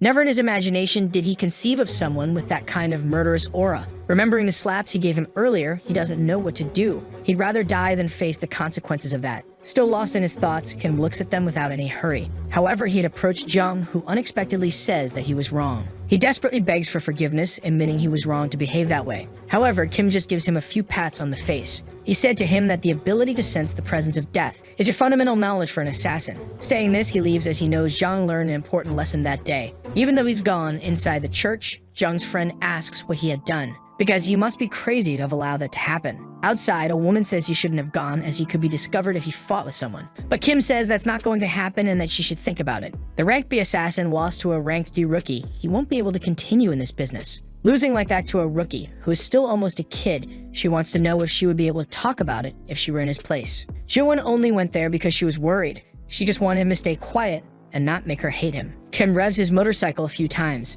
and speeds down the highway, leaving the place behind. The man is furious that they lost their identifications as they are their lifeline. That's what the brothers are thinking, and are sure they're in serious trouble. Various thoughts are running through the heads of the two, who don't know how to explain what happened or if they should even talk about it. Someone calls them, pulling them out of their sad moment of reflection. It's the assassin from the previous day standing there. The two are terrified, even thinking he's a ghost. Scared, they want to know if he came there to beat them up, and he tells them not to call him sir, because they're not in the army. He just came there to return their identifications. The brothers start celebrating so much that Zhang asks if they want to die. But the truth is, being there, he can only notice that peculiar boy. That one is definitely a very strange citizen. The brothers keep thanking Zhang, who asks them to at least be more discreet. Holding Yuna's identification in his hand, he thinks of returning it to her as soon as possible. After all, he hadn't seen her yet. Meanwhile, the brothers brag about what happened. In the training room, someone is struggling with their own effort. It's Yuna, relentlessly striking the dummy. A fight involving one of the brothers flashes through her memory. Her opponent was much more experienced. There was nothing she could do to help.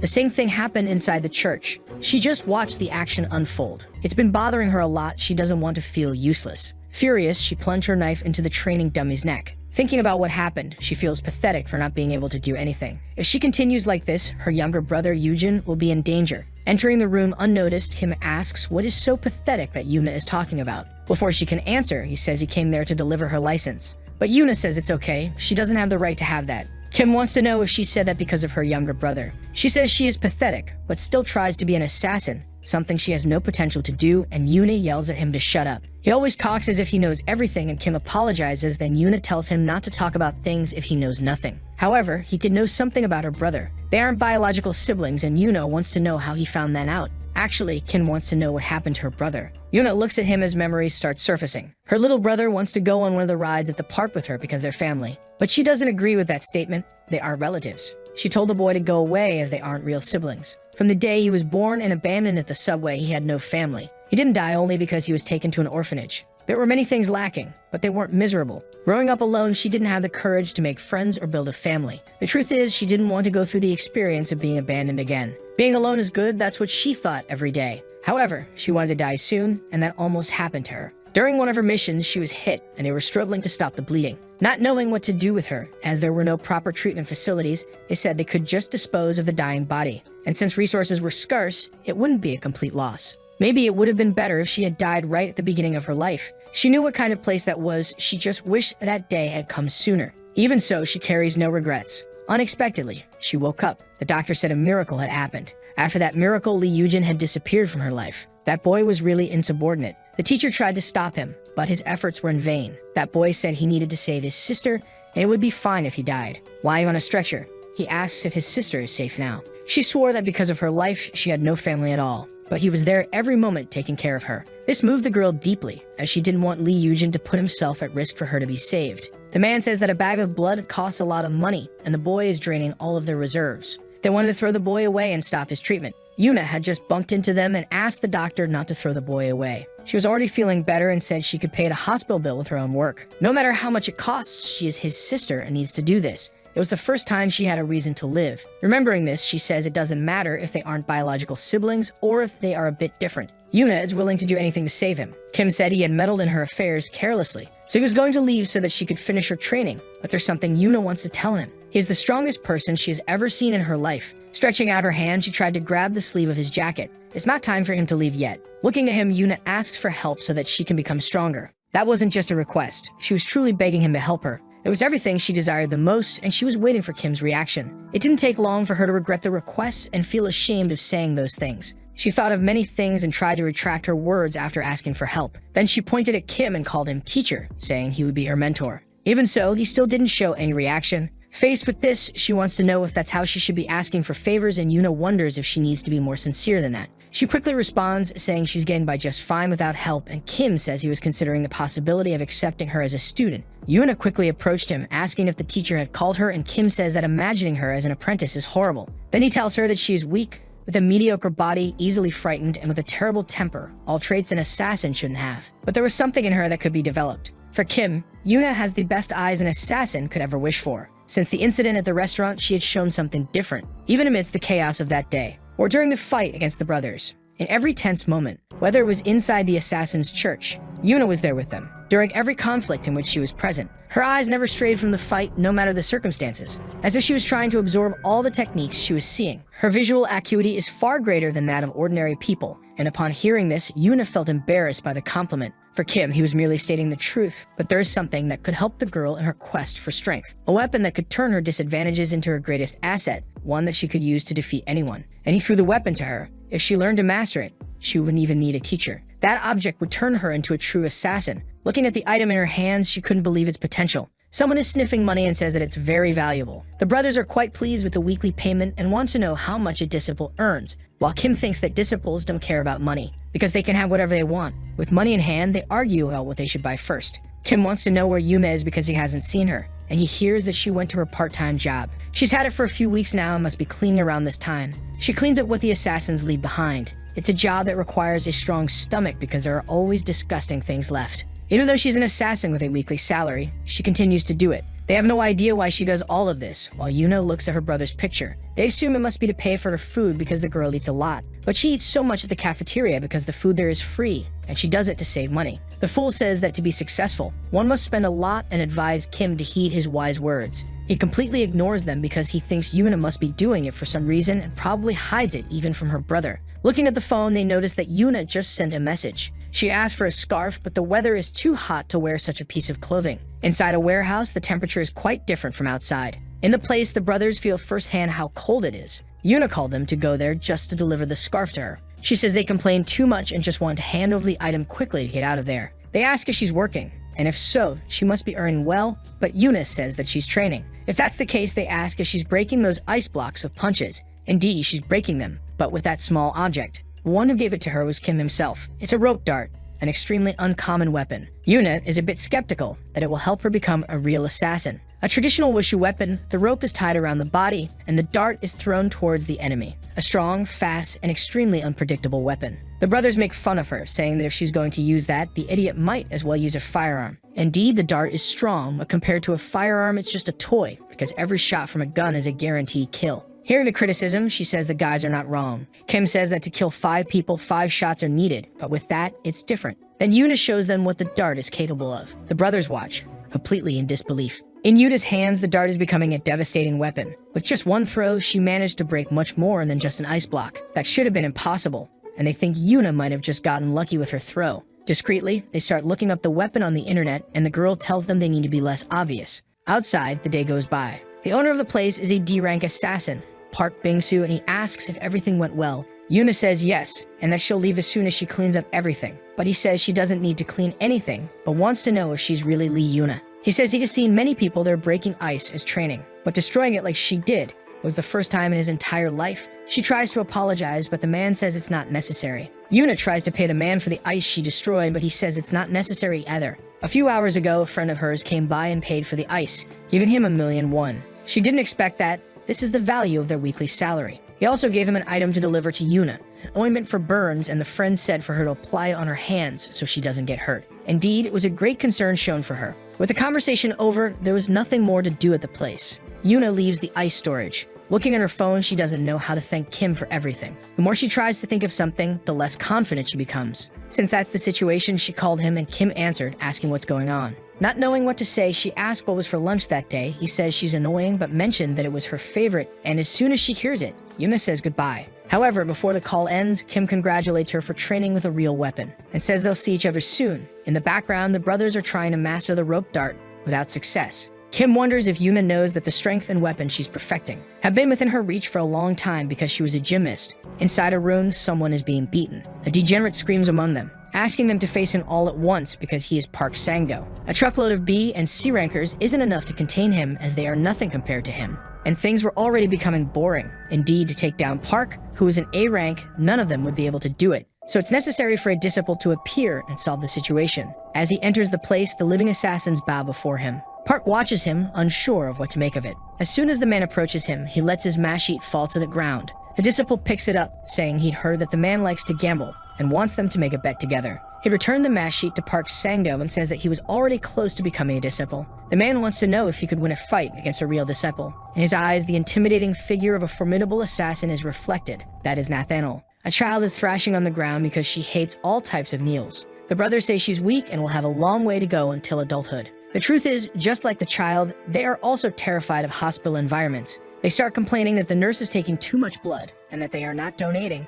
But Kim knows that when one becomes an assassin, it's necessary to undergo several tests at the Divine Honor Hospital, managed by Glory. When asked about his year of birth, he almost made a mistake by 40 years. Everything is going well, there's only one thing that worries him. And that thing is the blood collection. It's time for him to do it. The reason they collect blood is very simple. They're marking the assassins because DNA and fingerprints don't change over time. Those who betray and abandon the organization are found this way. It's only a matter of time before Kim's DNA and Peter's DNA are identical. In other words, what's going to happen is the complete exposure of his true identity. Looking closely, the woman wants him to say what he did that day. But Kim has already told her everything. He had his blood collected at the hospital. She starts slapping the boy, saying that because of his old man, she's going to end up dying. As if it wasn't enough to fight a rank B, now they might discover that he's actually Peter. This wasn't good, and the woman wants to know if he wants to die that badly. But he doesn't want to sit idle, and has a plan to make them get confused during the chase. Full of confidence, he says he's going to blow up the hospital. Once again, Ju-won starts hitting him because she thought the idea was completely idiotic. She said he's gone crazy for not being older and the hospital is huge,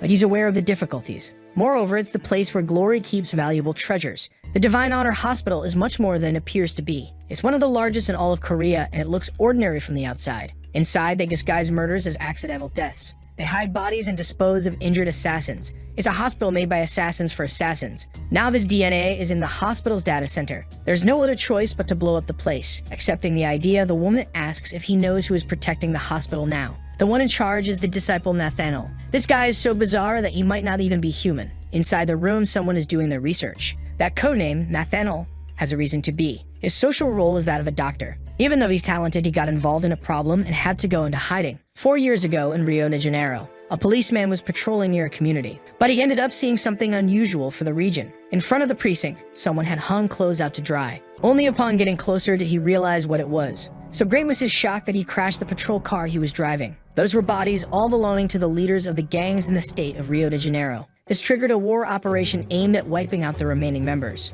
Before they entered the place, they smelled gunpowder as if a conflict had just occurred. The officer in the lead asked them to stop the infiltration. All that was there was blood and twisted weapons. There were no bodies. More importantly, the scene didn't even seem like it was done by humans. It was unexpected, and they should report it to their superiors. While talking, the officer saw someone approaching the surgeon. The terrifying hand was already within the officer's reach. He had been captured, and they immediately thought they were caught in an ambush. They immediately called for reinforcements, but he could only hear the cries for help from his colleague. It didn't take long for there to be only puddles of blood on the ground. Frightened, the officer asked about his friend. He has no idea what kind of monster could be behind that door. A terrifying voice came from within, asking for more victims. An object was thrown in his direction. It was the boot of his colleague who had been there. Looking at the shoe, he still didn't understand the situation, but he was certainly terrified by all of it. In front of him was the assassin, and on the ceiling, his victims were hanging by their heads. He only desires more victims, preferably some that are more resilient. The trained officer screamed in fear as he fired his rifle at that grotesque figure. He decided to empty his weapon on that person. In one day, Nathaniel took down the crime bosses and the best crisis team of the Rio de Janeiro police.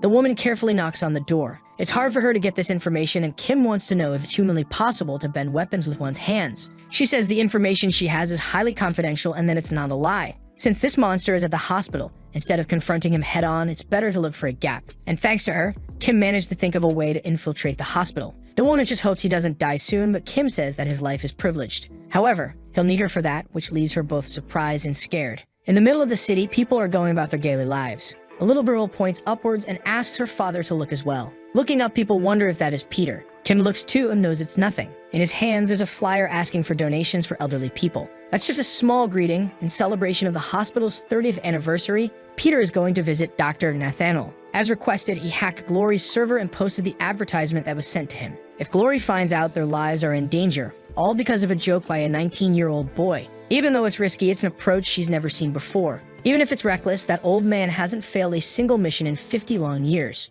Inside the hospital, a commotion had formed. They don't believe Peter is really alive, and many of them there are D-rank assassins. Even though he's old, they know they can't handle him. But they're just the doormen. The important ones are further inside, Brazilian assassins under Nathaniel himself, likely at least A or B rank. Assassins of that rank who are already difficult to encounter, not to mention Nathaniel himself. It's a privilege for them to witness a fight between disciples. They want to know which one will win. They don't think it will be the old man, who is already 70 years old and has cancer. Before they could continue discussing, someone mentions Peter's name. They want to know why those two are rooting for the man they should be capturing. The truth is that many among them hope the old man doesn't show up. He definitely won't show up, but Kim, who is Peter, is already among them in the hospital. The Brazilian assassin instructs the others not to face Peter. They should use tranquilizers and be cautious. As soon as he's spotted, they should hit the emergency button, and the A-rank assassins will come to support. After giving the instructions, he wants to know if everyone understood, and they respond affirmatively. Observing everything, Kim finds the situation quite interesting. Peter is in the group of people tasked with capturing Peter. Now everyone was supposed to take their positions, and so they did. Kim was going to carry out his task, or rather, Peter was.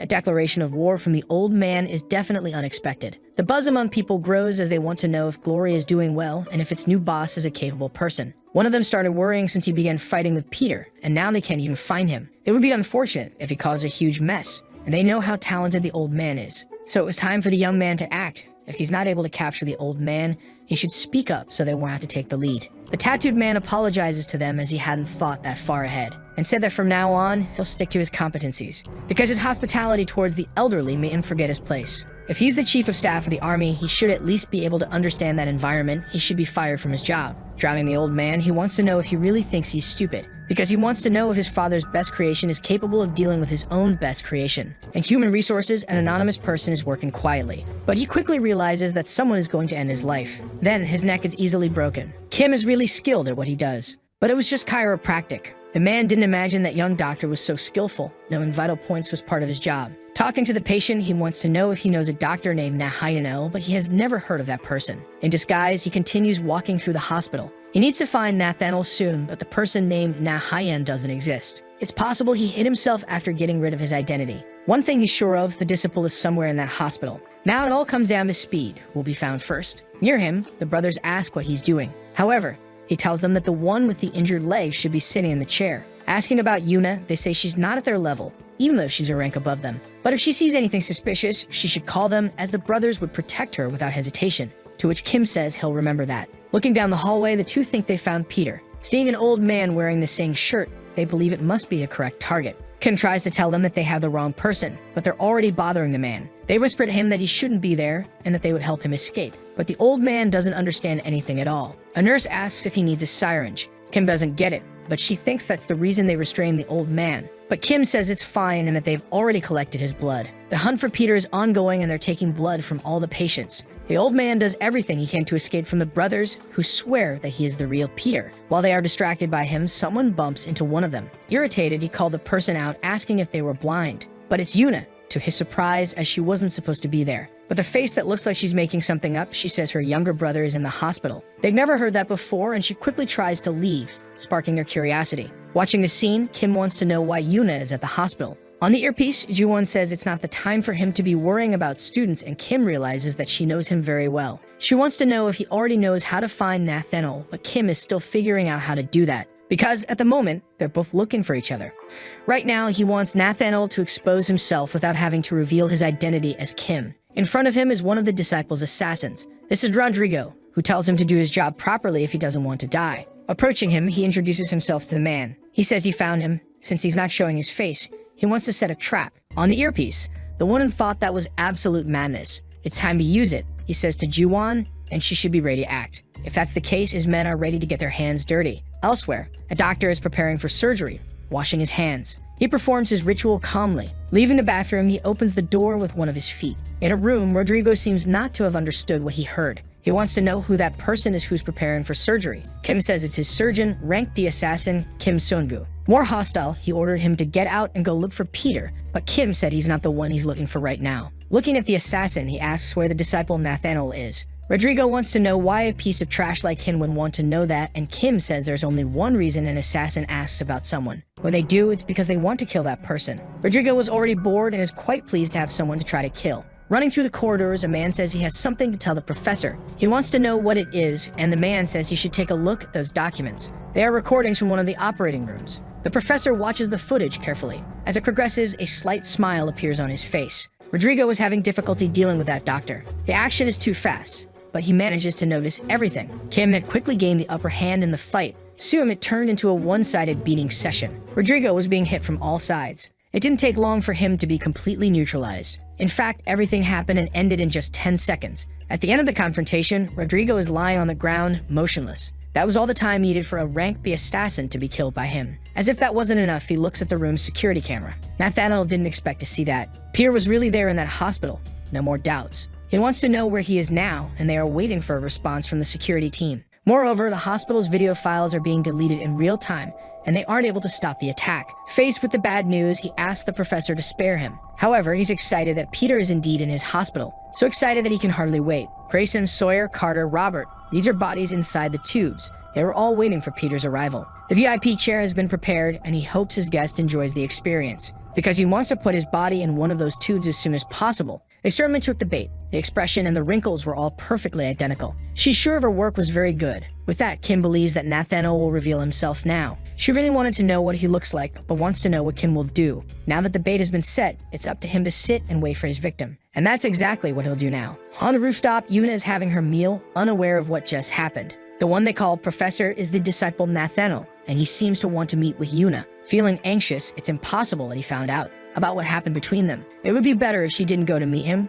or she might put everyone at risk, especially Kim, and she doesn't want to do that, so someone calls her. As soon as Kim touches the girl's shoulders, she screams in fear, and he asks her if she saw a ghost. Yuna says she was about to leave, but Kim holds her back and tells her to stay there. She wants to know what's wrong. He says he's Kim, a D-rank assassin, and that he came to eat, but she wants him to eat somewhere else. However, accidentally, she ended up ordering food for 2 people. Yuna knew that the minimum order there was 2 chickens. Kim wants to spend some time with her since he arrived too early to meet someone. Yuna wants to know who. All she can think is that if she's found talking to him there, she'll put everyone in danger. She says she won't talk to him and wants him to leave, but she takes all the chicken he brought. Trying to find a middle ground, she says she'll leave after eating 1 piece, and Kim tells her to do as she wishes. However, she ends up eating all the chicken pieces, and Kim says she's too shameless. Yuna wants to know who he's waiting for, but Kim says if he tells her, she'll be in danger. The girl insists and wants to know the reason that brought him to that hospital. She knows it's hard for him to trust her because of the way they ended up meeting. She knows that he and that old man are connected. Even if they can't find him, she's going to say something she's sure of. Then she remembered the past and felt the urge to apologize to Kim. That old man was seriously injured, and that only happened because he tried to save her.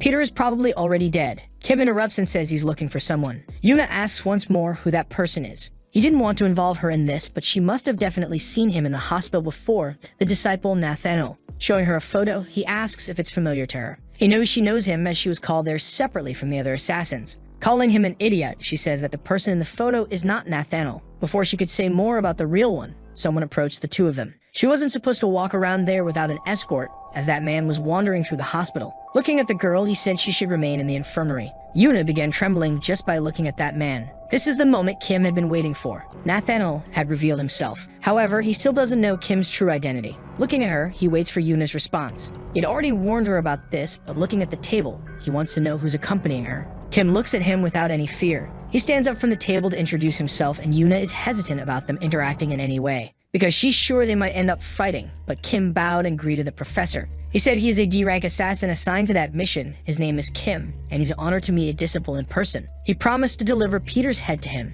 and continued his pleasant performance. In response, the disciple showed no sign of emotion. Before leaving, he ordered Yuna to go to his room and said he would send someone to escort her, and that he would definitely see her later. Having had contact with that man for the first time, she is now certain that Nathaniel is not an ordinary man. A nurse stops Nathaniel to talk about the person who captured Park Sang-do. But according to the instructor, the students were just lucky, and he shouldn't worry about it. But the professor says he's the one who decides that and wants to know where his report is. It was already printed there, so he extended his hand to take it. The guy next to him got nervous and let the papers fall to the ground. In response, he began to apologize profusely, saying the papers slipped from his hands. His luck is that Nathaniel can't stop thinking about Kim, who introduced himself to him. Ever since that handshake, his hand is still trembling. Then he asked what his name was, and the guy said that if it's the young ones from before, they're Yuna and Kim. Kim Sung-gu, he immediately remembered, wanting to keep an eye on him, but he believes the young man will be a good sample. On the radio, she doesn't believe Nathaniel's men are going to escort Yuna. He must be focused on Peter now,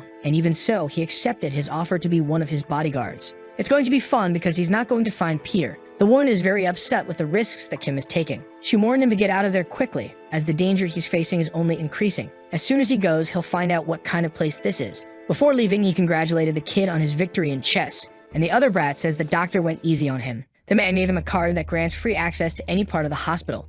He usually doesn't make this type of offer to rank D individuals, but he must remember 3 things. Only speak if spoken to, don't get suspicious about anything he does, and the most important of all, never refuse his favor. But Kim doesn't know what that means. Also, he wants to know why the man is so nervous while explaining. Now they should hurry as Nathaniel hates being kept waiting. As the professor requested, Kim is there now. He's happy that he didn't arrive late, but Kim senses that the scene is off. The rounds are about to begin now, and Kim knows this won't be easy at all. These assassins are different from the others, because their loyalty doesn't lie with glory. They're Nathaniel's team as personal assassins. Asking about Peter, one of the goons says measures have been taken as he requested. All exits are sealed under the excuse of a small quarantine. They're gradually narrowing down the area, and he wants to know about the DNA tests. The examination for people around his age will take 2 days. It's not possible that he's left the hospital yet. Even if he's skilled, there's no way to cheat DNA tests. Now he's trapped like a rat. It's only a matter of time before he's found, and Kim is very happy to hear their plans. Even so, he knows that Nathaniel isn't the type of person to make things easy. Walking through the hospital, he starts talking to some patients. He tells a boy that he needs to do this if he wants to play soccer again. Talking to nurses, he discusses matters related to the surgeries that happen on that floor. He knows he was summoned with a purpose, but he doesn't know why he's doing his rounds anyway. Then Nathaniel asks if he's disappointed because he didn't call him to do anything specific other than be his bodyguard. However, he thinks it's because he's not showing his nature as a disciple, but Kim says it's fine. Seeing the boredom on his face, he asked him to follow as there's something he wants to show him. That path isn't marked on the hospital's floor plan, so he has no idea what might be at the end of this route. They're just descending the stairs in silence, and he wants to know what Nathaniel is going to show him. Then the professor swipes his card through a digital reader. Finally, Kim comes face to face with what he was hiding. It's too horrific, and Nathaniel said that this is where his ideal world becomes a reality. He asked if Kim is interested in biology, to which he replied that he only knows the basics. He simply stated that organisms evolve through natural selection, and that it's sometimes a great coincidence. However, Darwin is wrong according to him. Evolution is caused by nothing but him. There at the hospital, he can eliminate the weak, as well as preserve the strong and develop them even further. This is a more honest way to care for people, which is why he's been keeping an eye on Kim. While they were talking, a loud beep echoed and a code red was initiated. A specimen had escaped, and they should take shelter until the security team contained it. The man runs desperately while the alarm warns everyone of the imminent danger. Given the circumstances, it would be impossible to stop it with just tranquilizers. The guards know they need to stop it and prevent it from escaping that place, but it's very skilled and passed through them without any difficulty. It's almost at the exit, and the gates will remain closed until the specimen is captured. It knows it needs to reach the gate before it closes, or it won't be able to escape. The countdown is almost over, and its dream of escape is slipping away. Suddenly, debris flies from the wall towards its face. It was the professor, who had smashed through the wall with one hand and grabbed the specimen. This interruption left him annoyed, as he was talking about something very important. Crushing the specimen's head, he said it shouldn't have interrupted him. Only screams can be heard from the other side of the wall. As soon as silence fills the space, it's clear that the situation has been resolved. Looking at Kim, he apologizes for what happened and says he will now continue from where he left off. He removes his bloodstained hand from the wall and says he likes strong people. That's why he dissects these bodies himself with his own hands, because there is someone he wants to surpass. Looking at Kim, he said he saw great potential in him. Having all that strength at a young age is rare, and through him, he wants to see the result of his evolution. He asked if Kim was curious to see how strong he could become and asked him to accept his grace. He said that Kim could become an A rank, and with his potential, he could be as strong as a disciple. Kim knew he was abnormally strong. Breaking the wall with his hand was surreal, said the woman on the earpiece, but there was something even more surprising. He felt Kim's presence through the wall and grabbed him by the head, crushing his skull. She wants Kim to get out of there immediately, but he says he can't stop now. After all, he has even more questions now, especially about the source of that absurd power. She says the blood samples are being analyzed and his time is running out, but there's still a way, and she wants to know what it is. She suggests swapping the results. He just needs to break into his office, because she has received a card that grants unrestricted access to the hospital. She says he's completely crazy and could get caught, but that won't happen, says Kim, because he has all the time he needs to do this. While following Nathaniel during his rounds, he carefully analyzed the route he takes. This way, he has an estimate of the time spent on this process. At the moment, he has 4.5 minutes to do his job. He just needs to swap the results within that short time frame. Without hesitation, he began working in the room. Outside, Nathaniel talks to his patients. Following his route, he also interacts with one of the nurses. On his way out, he speaks with another nurse who provides more data. He learned from his henchman that the blood test results should already be in his office. However, until now, not a single sample was compatible with Peter's. The blood analysis of the elderly patients, none were compatible. The henchman thinks Peter might be hiding in the ceiling duct. Thinking of the possibilities, he wants to use his imagination to consider what could be possible. One of his conjectures is whether Peter no longer has the same appearance as before. Nathaniel wants to know how a mere D rank is in a disciple's room, especially in his master's absence. For the past 2 days, he did his rounds at the same time. He was supposed to have 2.5 minutes of available time left. Nathaniel wants an explanation for what he found, and Kim wants to know why he appeared there already, unless he did all of this on purpose, and perhaps offered his grace to him, and showed all of his secrets in the hospital's basement, just to make Kim believe his plan was working. That way, he was underestimating him from the beginning, and Nathaniel asks the boy to give him an answer. There's not much that can be said, but he concentrates to think of something. Then he extended a folder to him, saying he was going there to deliver it to him. Nathaniel wants to know what it is, but he said Dr. Hong ordered it to be delivered and didn't provide further details. With that, he said he was leaving, but Nathaniel asked him to wait and grabbed him by the shoulder. He wants to know how Kim doesn't know what it is, since the document appears to have been opened. Thus, Nathaniel asks if he is curious about the blood samples of the elderly. If that's the case, he wants to know what made him so interested in them, since he doesn't even know what they are. He wants to know what Kim was looking for in his room since he sneaked in. If he has no answer, there's only one conclusion to be made, but Kim interrupts the professor. A person can modulate facial expressions, but there's one thing that can't be masked. And that thing is DNA, and since they haven't caught Peter yet, he thought that the old man might not look the way they imagine. So he compared it with patients who underwent plastic surgery or changed their gender, but none were compatible either. Besides that, he wanted to take another look. Then he intensified his performance and apologized to the professor, as he shouldn't have done it without informing him. After hearing the explanation, Nathaniel asked him to raise his head and place one of his fingers on Kim's forehead. Indeed, he has something in his mind, but he shouldn't forget that he is a member of Glory and should maintain his dignity. He is now free to leave. Thanking, he said he would leave now. Touching Kim's face, he realized that this skin is real. It's not makeup. The texture is that of a young person's skin, so he ended up dismissing Kim as Peter's possible identity. Having returned to square one, he became deeply irritated. All Nathaniel wants to know now is where Peter is hiding. This is Carter Podman, the champion of Mexico's underground and no-rules fights. His nickname is Slasher, and it's said he has the strongest legs on the planet. Many have succumbed to his powerful kicks. Nathaniel wants to know if what he heard about him is true, and the fighter asks if the Asian guy came there to die. The world's strongest legs couldn't withstand a single blow from the disciple, who now flaunted them like a trophy in the middle of the arena. In the same way, he encountered the world's strongest fist, whose arm shattered into pieces after being struck by him. There was also the world's strongest gang, and they had their heads mounted on the ceiling like chandeliers. Nathaniel's pursuit of the strongest made him defeat them all. Not even he knows exactly why he did this, and in agony, the young man tells the Asian that he will not be the best. At first, he didn't understand what he heard. As long as Peter is alive, he is not the best of all. Nathaniel is already tired and sick of having to hear that name.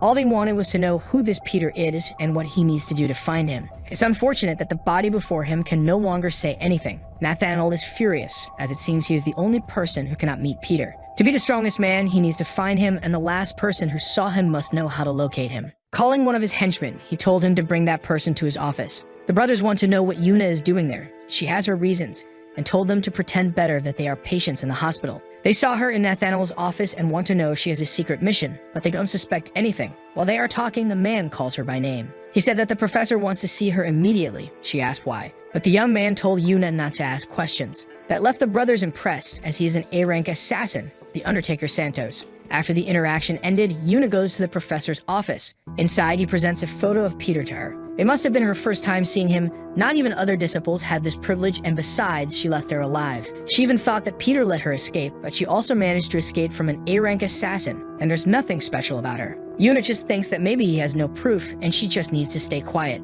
Nathaniel asked if the girl had witnessed a miracle. Certainly not, and some disciples propose a hypothesis about what might have happened. He must have helped her during the incident with Park Sang-do, and in return for that, she must have made a deal with Peter. But she's an orphan and has nothing to offer him. Given that, he wants to know if Yuna is a double agent working for him. Yuna wants to know why there is all this suspicion, but Nathaniel says it doesn't matter because she can't do anything. Because he knows she can't just die and leave her brother behind. Due to his hemophilia, he has been bedridden for a long time. With his health condition, living 3 more years is practically impossible, however. Nathaniel says he can save her brother. With the serum he developed, which costs $4.5 billion, with 1 dose the disease is eradicated, and he hopes she understands as she is smart. She needs to choose his side, and Yuna wants to know what she has to do. Nathaniel said that Peter told him he would come to meet him. On August 24th, no matter what he asks, she is to reveal everything. But that must be done on the 24th at 2 p.m. in the hospital lobby. She will be the bait. She will never have the money to pay for the serum, and he wants Peter, a situation where both win. First, he will give her a place to stay in the hospital with his diagnosis, but she didn't understand this second part. Immediately, her eyes widened at what happened. He had broken her arm effortlessly. That made Yuna writhe in pain, and the professor said that healthy people cannot be admitted to his hospital, and he pressed the injury with one of his feet. Not to mention that if she refuses his offer, another person will end up with the same diagnosis as hers. Leaving her on the ground, he said he would see her again during his rounds. With a broken arm, she was now placed in a room at the hospital. If he discovers that the person helping her is Kim, they will all end up dead. But there's a chance she can save her brother. She just doesn't know what choice to make. Outside, someone asks about the patient in room 604, and Yuna responds. Her eyes couldn't believe who had arrived. It was Kim, saying it was time to get her injection. Yuna says he shouldn't be there, but the National Singing Championship is on, and she insists he should watch it somewhere else. She scratches her head, unsure how to explain things to him. Yuna tries everything to take control and push him away, and Kim asks if this is all because of Nathaniel. After all, he's her professor. Even so, he doesn't remember breaking his apprentice's arm. Now he wants her to tell him who did it. Yuna is a bit hesitant, so she's thinking about what she can say to him, and she asks what he'll do on the 24th. Wanting to know the reason for the specific question, she says she has something to ask him, but can't tell him now. On that day at 2 p.m., he should be in the hospital lobby. He should stop asking questions and just do it as she says. For Yuna, it's the only choice she has. As he looks at her, he insists once more that he needs to go. So he said he would be there at the appointed time. Outside the hospital, the rain pours heavily. On Yuna's phone screen, tears fall on her brother's picture. She still doesn't know if she did the right thing. Outside, Kim hears that this is the only thing she can do. The hospital's birthday banner is still outside. The 24th has arrived, and the professor says he's been looking forward to this day, because Peter said he would meet him on this very day, and he can't wait to finally see him. With an earpiece, he tells Yuna what she must do. After all, he wants to know where Peter is. Thinking for a moment, he says he's probably on his way to meet her in the lobby. The clock is almost marking the time agreed upon between them. The minutes are passing slowly. Finally, it's 2 p.m. sharp.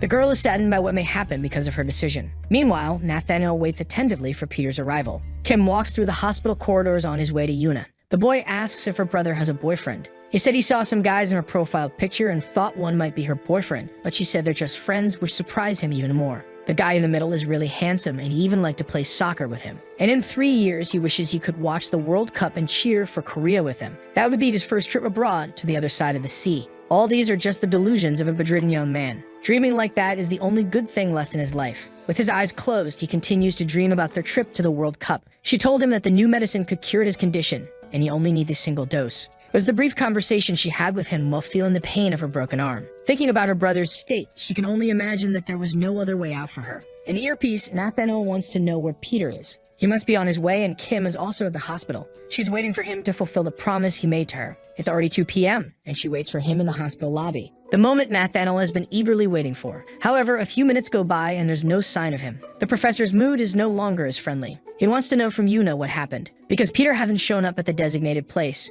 Meanwhile, she wonders if Kim really won't keep his promise to her, because it's already past 2 p.m. But he's at the clock outside, not the one in the lobby. The old man got the meeting place wrong. In their conversation, he asked if it was the lobby clock, but she said no. He should go to the clock outside in the garden. If he went to the other one, she would kill Kim, who ended up agreeing. And there he is, looking at the clock's hands, waiting for his friend. Nathaniel might end up killing Kim if he discovers that it was him and not Peter who killed Octopus. The professor's henchmen are all over the place in that building. No matter how skilled Kim is, the situation is completely dangerous. Any precaution in that environment is still too little compared to the risk. The only thing she wants now is for Kim to escape from that trap. He had appeared mysteriously in her life. She doesn't know where he came from, and because of that, she became suspicious of the young man's intentions. But with him, she discovered how nice it is to share a meal with someone. In his company, she ended up experiencing many new things, and they shared many good moments together. Besides, she learned to trust him in times of need. And that wasn't all about them. Kim cared about Yuna up to that point, and he was the first person to sincerely think about it, about what she is good at doing. Because of that,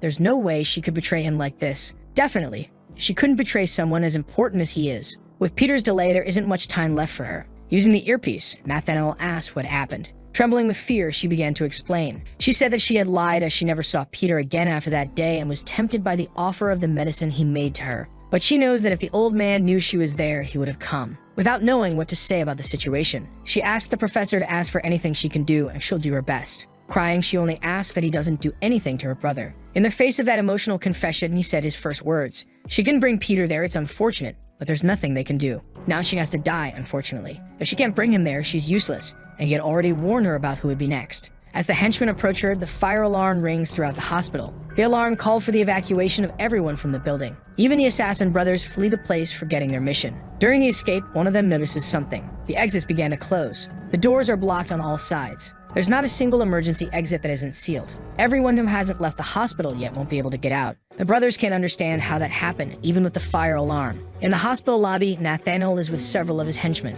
In response to the alarm, he doubts that a fire really happened, because he doesn't smell anything burning, so he orders one of his henchmen to investigate the situation. Even for Yuna, the fire alarm is completely unexpected. Near her, someone asks why she is crying. His steps approach her slowly. It's Kim who's there, and there's no reason to cry now. Yuna doesn't know why he is still there, but Kim said he had promised her that they would meet at the clock. During a fire, sane people try to run to a safe place. So if none of them had fled yet, it means that none of those people are doctors or patients. In fact, the man in the lab coat is an assassin. Another patient has a baseball bat in the middle of the hospital, as well as another pair carrying melee weapons. Now he has a message for the assassins who are there for him. Yuna doesn't know what Kim is doing now. Nathaniel still doesn't understand what he meant and asks if his intention is to save Yuna. If that's the case, he had already suspected it. It wasn't just sympathy that he showed. That handshake wasn't from a normal person. Nathaniel suspected that something was going on. Because of that, he wants to know if he is capable of dealing with all those assassins. They all come from a violent community in Brazil. The life expectancy of the youth there is 16 years, and thanks to all that violence.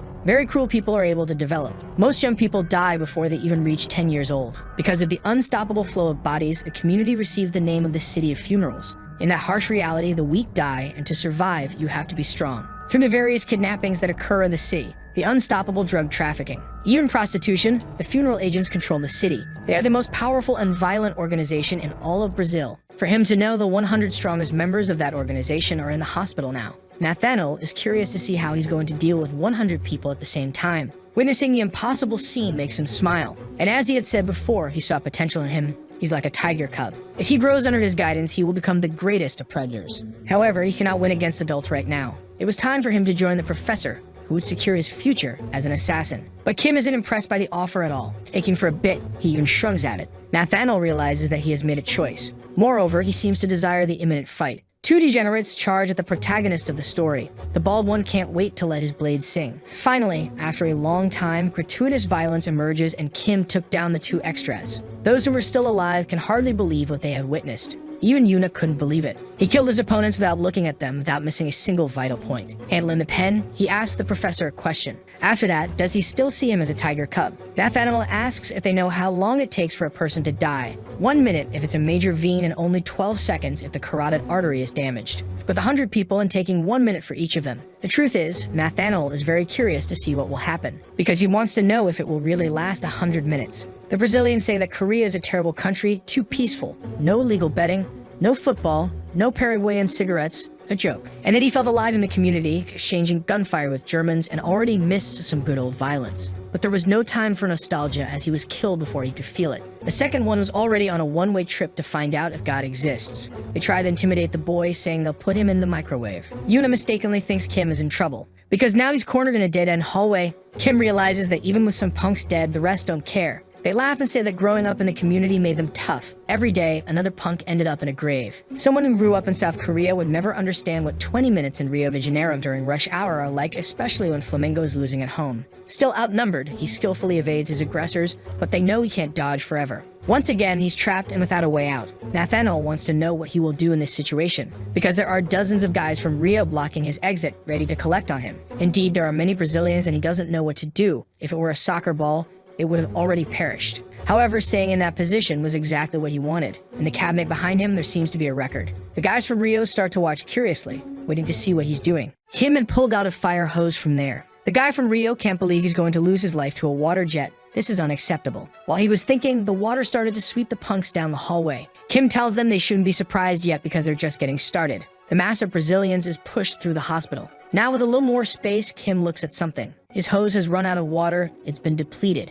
It seems their water play ended sooner than expected. The Brazilians praise his cleverness but say you can't kill anyone like that. But once again, he tells them they're just getting started with this game. Now in his hands, there is a defibrillator. Placing both paddles on the wet floor, he said that this is the true beginning. Immediately, all the Brazilians nearby receive a formidable shock. Kim was standing on a dry platform, and in front of him, there were now a few more bodies. Nathaniel is quite impressed with the boy's performance and can't wait to see more of it. The more he looks at him, the more captivated he is by his foolishness. Nathaniel corrects himself and says that if their numbers drop by half, Kim won't spend more than an hour playing. But he doesn't think it will take him that long to get through them. Even so, he thanked him for the generosity. Picking up a notebook from the ground, he began to write a few things. Throwing it to the floor, he startled the Brazilians who were still alive. He made a mark on what would be the drawing's neck. He said that it represented the excessive bleeding caused by a carotid injury. That's going to be the cause of death for all those guys from Rio. The first of them even saw it, but couldn't react in time. That scrawny Korean is not someone they can deal with. He simply turned into a killing machine more efficient than Rio de Janeiro itself. There wasn't a single exposed neck that could escape the reach of his little pen.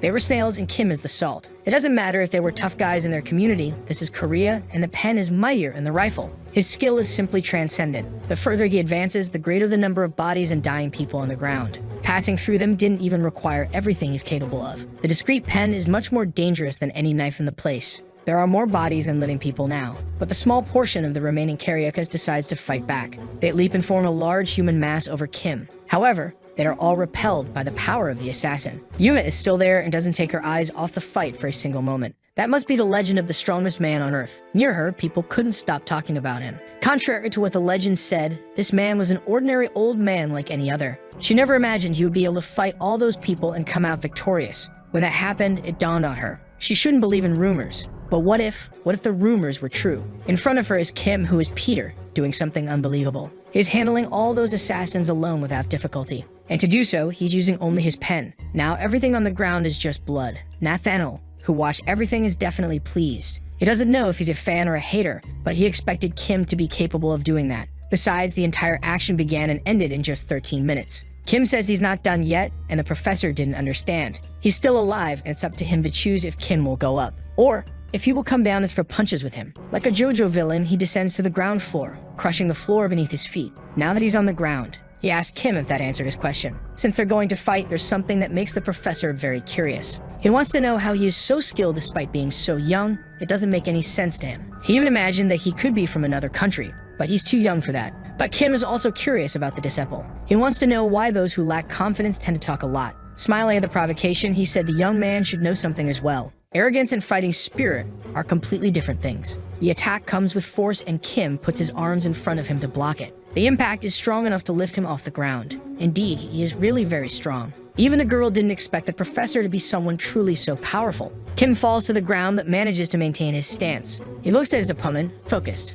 All that superhuman strength, he doesn't seem real. Yuna knows that things are much more dangerous now. Nathaniel imagines that Kim used all his strength fighting the 100 assassins who were there. It's only a matter of time before he loses. Yuna says that blocking all those attacks is very dangerous and he should dodge soon. Nathaniel asks if he's already tired since they've only just begun and armed himself with the bodies of his henchmen. That is definitely unexpected and caught Kim's attention. Even though he blocked it, he was struck by two massive Carioca bodies. Nathaniel says he can't do anything because he's exhausted, but he won't accept that as an excuse to go easy on him. He threw Kim against the wall using just one of his hands. More impressive than his strength is only Kim's physical resilience. He had never seen someone so strong before, and he would like to know what the source of all that strength is. While standing still and reflecting, Nathaniel landed a flying knee strike. Yuna is already in tears because she's sure Kim will die at this rate. Going to the elevator, she saw that it had gone down. Since he is very quick, Nathaniel thought for a moment. In a confined space, there's no way the young man can escape him. Kim says nothing in response to the provocation. Meanwhile,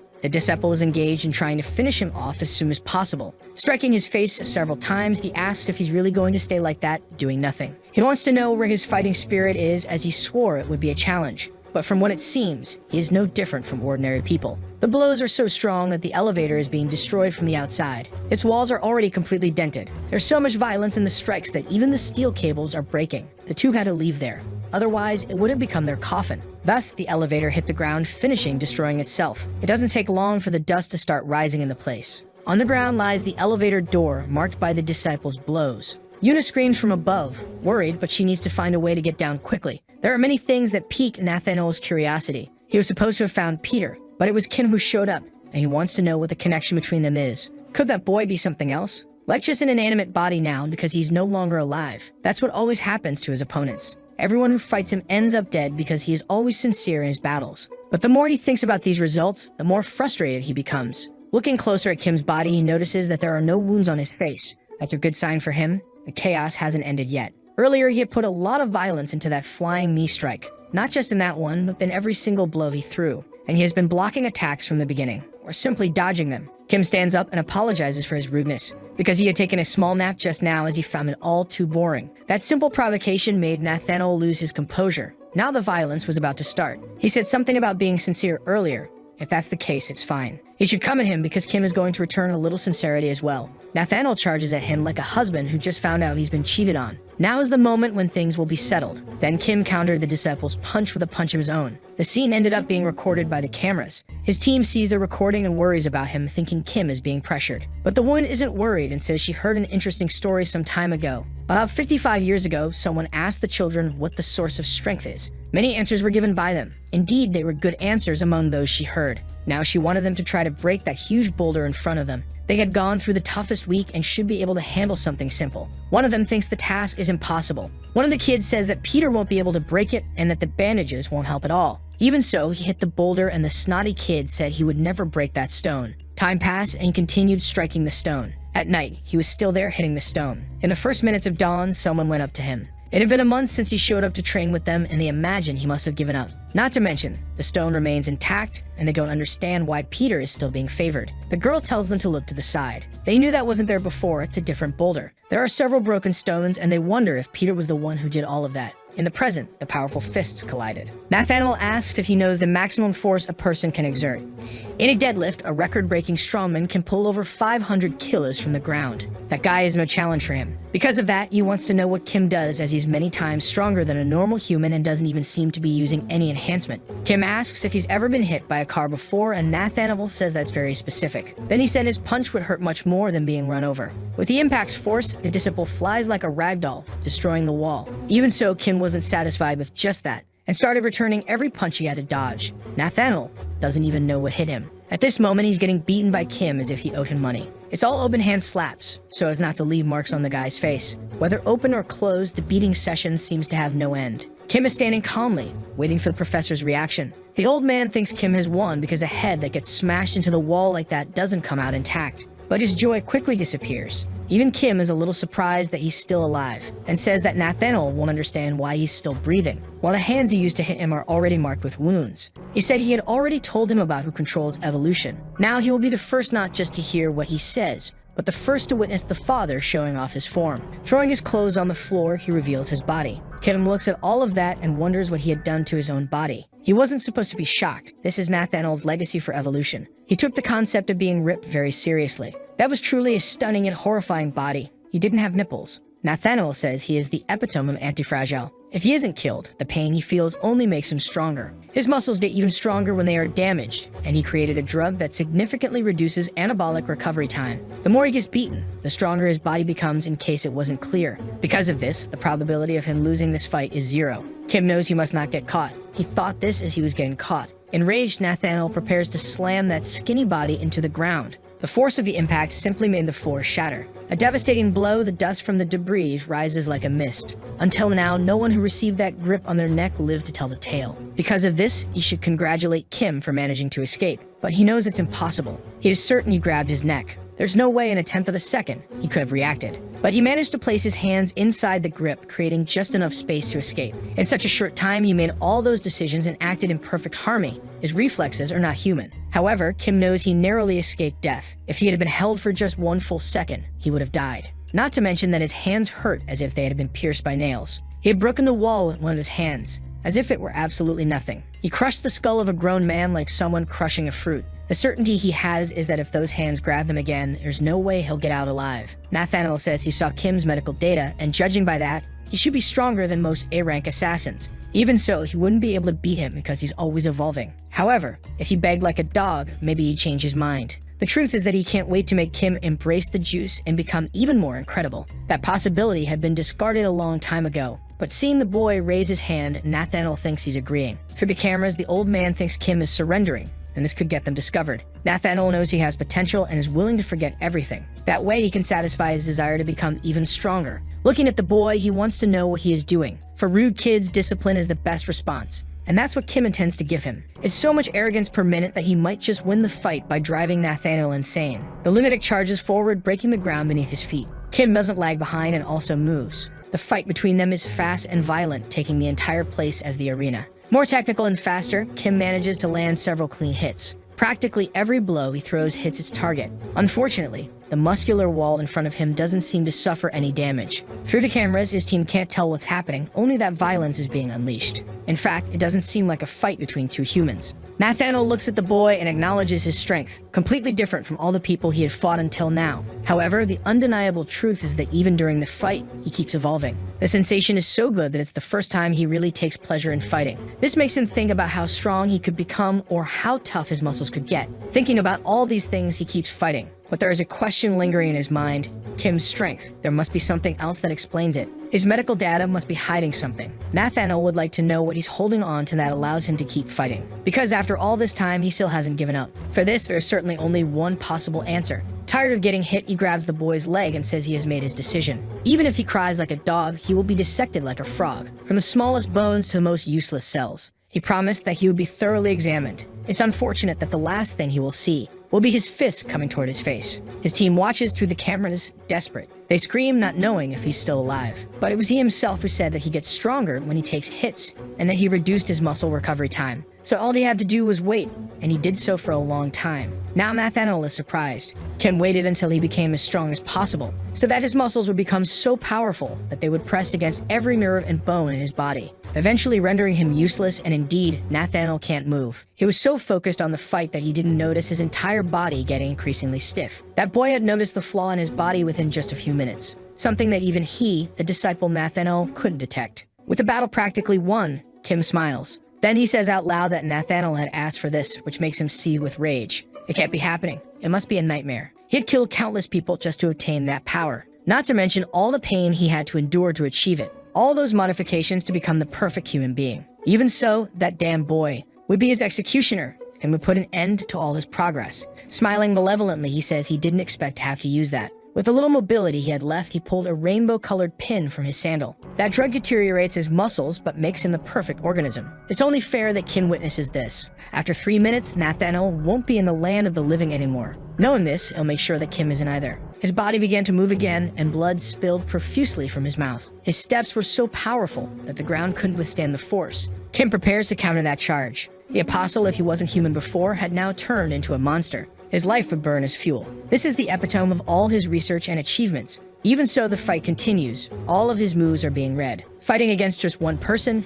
he still manages to be struck. The sensation is like fighting against 1,000, and battling with Kim awakened a new feeling. Kim is definitely not a D rank. He has an extraordinary amount of experience that someone like him could never obtain in a single lifetime. It's unusual that such a young man, even younger than him, is so rich in experience, as if he were in an unreachable place. The man closest to the position of God. It almost seems like that boy is Peter. In the year 2003, he made his vow. He would volunteer for the sake of humanity, maintaining his dignity and ethics and practicing medicine, not using his medical knowledge for malicious purposes. In the audience, some people couldn't believe it was him. Nahayen is a 13-year-old prodigy who had already entered medical school, but he wasn't truly happy. In 1994, he was bedridden in the pediatric ward. He was born sick, and they told him that he was born that way by God's choice. He just wanted to know the reason why he had been chosen to be born with a weak body. On television, he watched the molting process of arthropods, which allows them to grow and become stronger. Perhaps God wanted him to grow stronger like those creatures, unlike what humans do.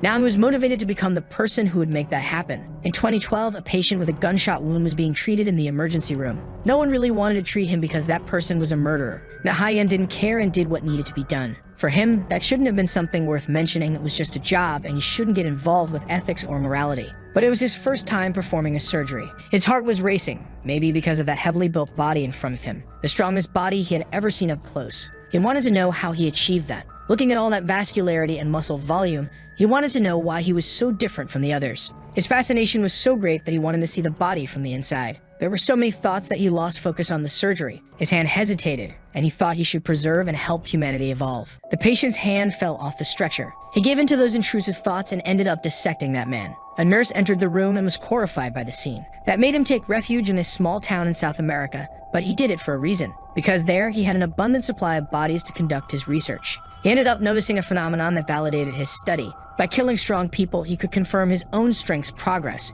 Then he began to strengthen those who were his weak points. A new existence, a new humanity. That was what he should have become, but he was obliterated by the young man in glasses. His body crashes onto the ground, bouncing multiple times. The entire place is destroyed after the fight. Dust and smoke mix in the air. Nathaniel is leaning against a pipe, his life almost at its end. His spine is shattered, his muscles torn, and truly can't move. Kim tells him not to try moving as it would only add more nails to the lid of his coffin. Nathaniel wants him to tell him one last thing. For 30 years, all he's done is try to get stronger. But being defeated by Kim, he wants to know what that young man did that is so effective. Thinking for a moment, Kim isn't sure if he can explain it in a way he would understand. Kim acknowledges that he has a lot of tenacity, but the difference between them is that Kim dedicated himself to hard work for a short period of 65 years. This is an amount of time incompatible with the young man's age. Looking at him from a distance, he sees Peter's silhouette in him. Even being a doctor, there are many things he cannot comprehend. But he's happy to have met him before dying. Finishing his words, whatever life was left in that body was exhausted. Thus ended the conflict at the hospital. Nathaniel and his Karyokas, none of them remained alive. All information about the Glory Assassins was erased. Life returned to its natural course. In the car, the twins want to hear something from their professor. To them, it was already time to become rank C. Being categorical, the professor says they should be less arrogant. They say they were just acting. Then they start to tell him how his fight against the Brazilian assassins went. They wanted Yuna to recount how it was, but she seems quite distracted. On the other side of the seat, Kim looks at her. Things ended well, and she should be at least a little happy. But with her brother bedridden, she doesn't feel relieved. That promise Nathaniel made that could save her brother made her think too much. A single dose would cure him, even though it was very expensive. Kim knows she's worried about her brother and asks her if that's the case. However, she says she couldn't eat at the school cafeteria, and that's what she's thinking about. Since the serum was destroyed, nothing makes much sense now. Even so, Kim believes that being who she is, she'll find another way to help her brother. Though still a bit skeptical, she thanked him for his words. Finally, the van arrives at its destination. Opening the door, the young man says that Korea's scent is the best there is. The professor tells them to cut the chatter and go to sleep, so they won't be late for school the next day. Kim notices something left behind in the van. He asks Yumin if she's not going to take it, but she says it's not hers. Kim says Yuji might like it, and she wants to know how he knows her brother's name. Opening the package, she wants to know what that is on her lap. Her eyes can hardly believe it. Yuna is immediately moved by the gift. There was the serum Nathaniel had promised her. Kim had taken the suitcase from the hospital. Apparently, Nathaniel had destroyed the serum. Yuna cries, grateful for her friend's gesture. She clings to the suitcase, which is her brother's hope. In the hospital, things are no longer dangerous. Two men observe the destruction. No one can say what happened there, and they can't believe the results either. The level of destruction is so extreme that it's hard to accept it was caused by human hands. The hospital is completely vandalized in some areas. They even wonder if it was really Peter who did that. One man repeats his question, which is confirmed by the other. There is footage of him introducing himself to the camera. Besides that, there are no witnesses who saw him. It's as if they had encountered a ghost.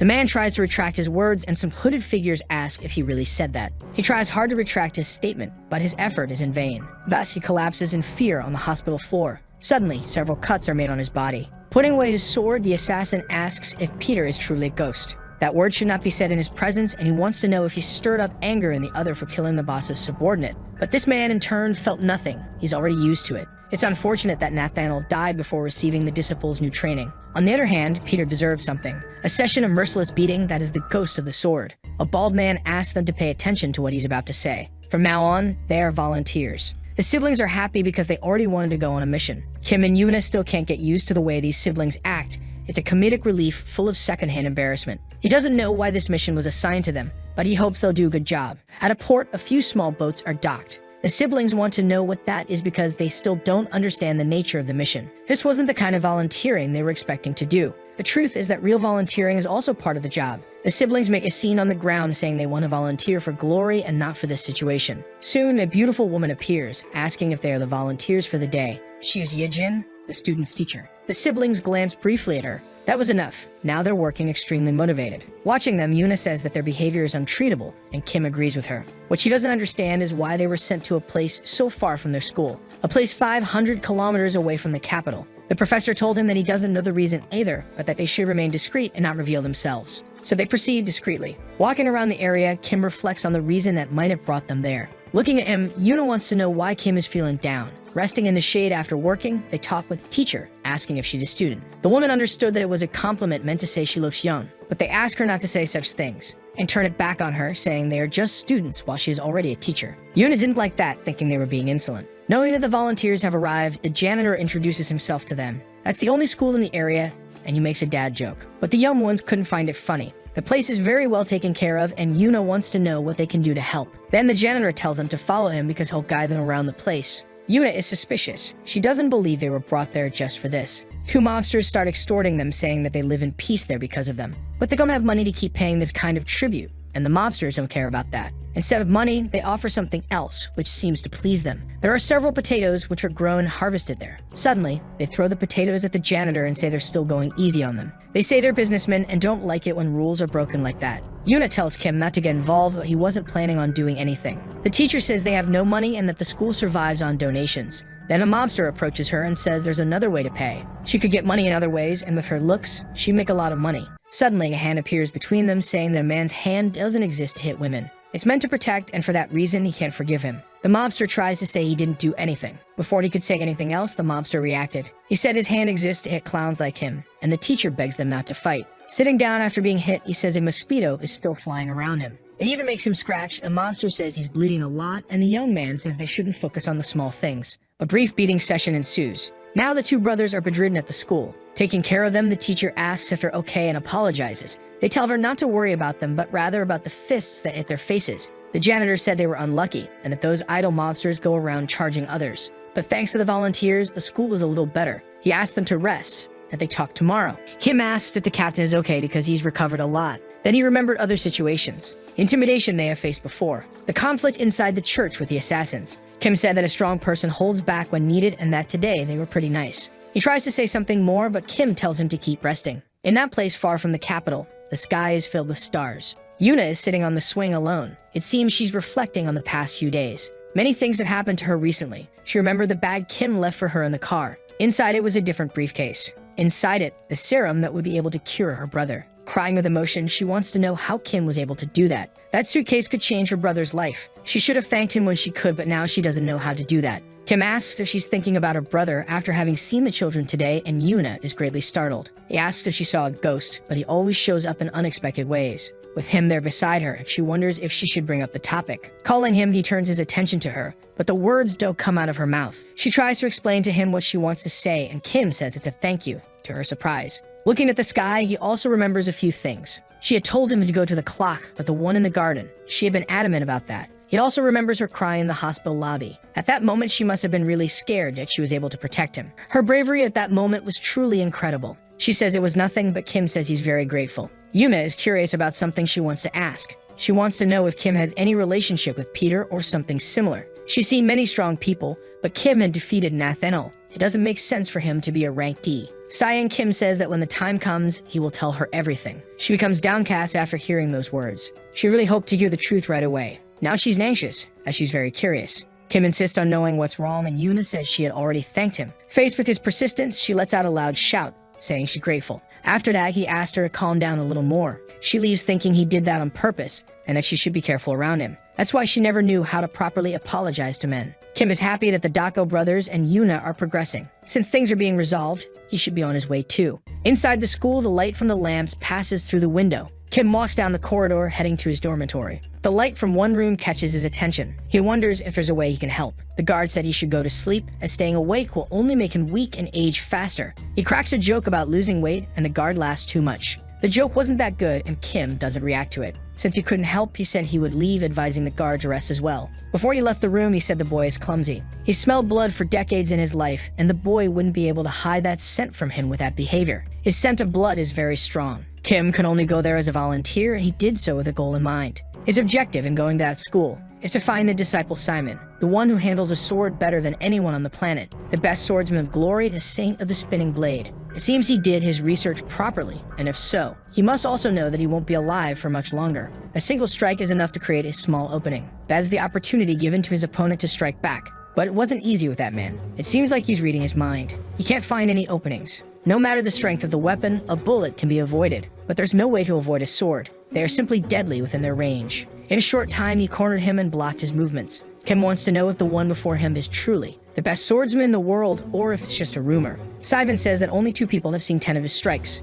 The boy should be happy, since he is one of those people. He doesn't know how it is for other beings, but humans are made up of habits. Walking, talking, scent, even people's breathing is different. He wasn't sure before because it couldn't be true, as it was impossible. But during the fight, he became certain. Then he planted his sword into the ground before him, and he, the disciple Simon. The night sky did not expect this. The samurai is bowing and salutes the disciple Peter, who is in front of him. He said he missed his big brother. Perplexed, he asked if he had reincarnated, to which Peter says in a way, yes. He's relieved because he thought he had died, but even Peter doesn't believe it. Simon wants to visit the place where he's hiding, but that's not possible yet. He said that now he seems cool and acts cool, something he didn't do before. Either way, he is grateful, because the title of the Saint of the Spinning Sword suits him well. Peter says he almost died, but Simon, knowing it was him, thought it was impossible. He said that Peter is very skilled, considering that for the past few years all he has handled is a broom, and holding a sword felt a little strange. And all of this only happened thanks to Peter, who taught him how to use a sword. He wants to know why he went to that part of the country. Peter asks if he's heard the news about what happened at the hospital and with Nathaniel, and indeed he heard about the chaos. He could hardly believe that it was Peter who did it, and was wondering who was responsible for that. Now he wants to know why Peter did all of that. Without beating around the bush, Peter says he plans to take down Glory. Simon says that even for him, it's too dangerous. Glory is not the same organization anymore, so he hopes to join him in this task, but Peter tells him he has to stay there and clean the school. Simon wants to go with him, but Peter asks if he really wants to throw away all the time he spent there hiding. The samurai says he still dreams about that fateful night. If it weren't for Peter, who stopped him, he certainly wouldn't be alive today. Just like that child wouldn't have reached the highest step, even if it cost him his head, he would have done it gladly. And he asks if Peter doesn't agree with him. 60 years ago, the Honor Orphanage was established by Father Gabriel. Among the children who grew up there, 12 were selected, with Peter being one of them. Every day was a battle for survival. After being treated like animals and going through the worst training, the 12 who survived were promoted and became the nation's secret agents, the 12 disciples. Before anyone knew it, they made great changes in the world. One day, something happened. A young boy appeared at the orphanage, and the priest decided to adopt him. As time passed, that child began to covet the crown. And in the end, he took the crown for himself, arousing Simon's fury. It was on that night that Peter stopped him. It wasn't the right moment for him or for anyone to do that. In his hands, Glory turned into an organization of assassins stained with blood and corruption. And Peter, who was powerless back then, obtained the greatest weapon of all, his youth. So if he wanted Simon not to get involved and just watch, for everything would be destroyed. The person in charge of doing that would be him, Peter. Morning finally arrives at the school. The siblings want to know what happened. They had done all the hard work, yet the children are idolizing Kim. The teacher thought things would get chaotic, but the mobsters didn't return, and the brothers said they won't come back. Shaking hands, the man asks them if they need to go further than that. The mobsters murmur that they won't mess up again and are warned not to return to the school or approach the teacher, because if they do, they'll witness the wrath of an S-rank assassin. But the siblings say it wasn't a big deal, and only they will remember it. With their volunteering finished, it was time for them to return to the capital. The teacher thanks them for giving the children good memories. The janitor makes a really bad dad joke, and Yuna had to be restrained. Before leaving, they call out to the teacher. They affirm that they will return every year, and she's happy, but thinks it's because of the volunteering not to see her. Before Kid leaves, the janitor calls for him. He said that if needed, he has the disciple Simon at his disposal. If necessary, he'll come to his aid immediately. Peter thanks him and hopes he stays safe and well in that place. Before the day ends, the rain starts falling from the sky. Soon, it becomes more intense, turning into a storm. The waves begin to rise and become much stronger. Lightning descends from the sky, shaking the walls of the school. Meanwhile, the janitor calmly reads his newspaper. That was quite unusual in his life. He'd been receiving things that made him very happy lately. Standing up, he didn't expect to receive visitors. They don't seem to be volunteers, and he wants to know what they want by visiting someone who lives in isolation. The woman identifies him and says that's where he's been hiding. One of Father Gabriel's sons, the Saint of the Spinning Sword, the disciple Simon, the best swordsman in Korea. Simon knows they are from Glory, both the woman and the man accompanying her. From what he's heard, she seems to be the most powerful swordswoman in Japan, the Sword Phantom.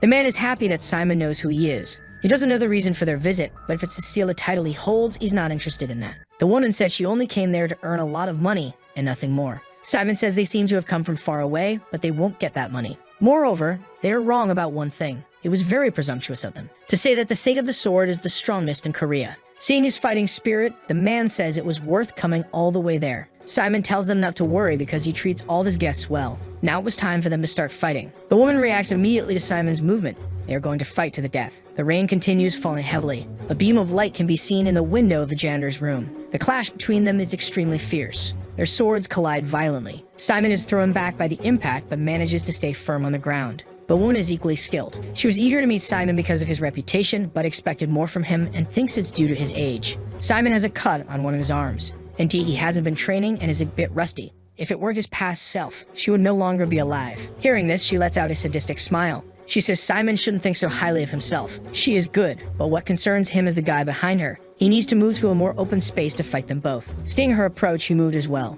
Once again, the swords clash, producing light with their sparks. Simon says the school is public property and that he's going to report her for what she's done there. But she says she doesn't care because there will be no witnesses to that, and that Simon will soon cease to live. To escape the strike, he jumped out the window of his room. This irritated her because she thinks Simon is running away from them. Since it's raining heavily outside, the man wants to know if everything is fine, and the ghost of the sword says there are no problems. The rain keeps pouring down. Simon runs through the nearby forest with agility, sharpening the sword to cut things. This is the essence behind the sword. But her essence is different. That's a saw made to cut human flesh. Even if it hasn't cut him many times, the saw's teeth are wide and cut deeply. Not to mention, they definitely give off a bad feeling. There's definitely something they're hiding from him. The chase continues through the forest. Simon is now at a point that prevents his escape. He patiently looks at his pursuers. The woman says he's more romantic than she imagined because there he could try to die with a cooler aesthetic. Simon wants to know if she's interested in finding out why they call him the Saint of the Spinning Sword, but she doesn't want to know as she's a busy person. But the man behind her showed interest. He said Simon had become dangerous now. Indeed, practical knowledge is much better than theory. He is the Saint of the Spinning Sword.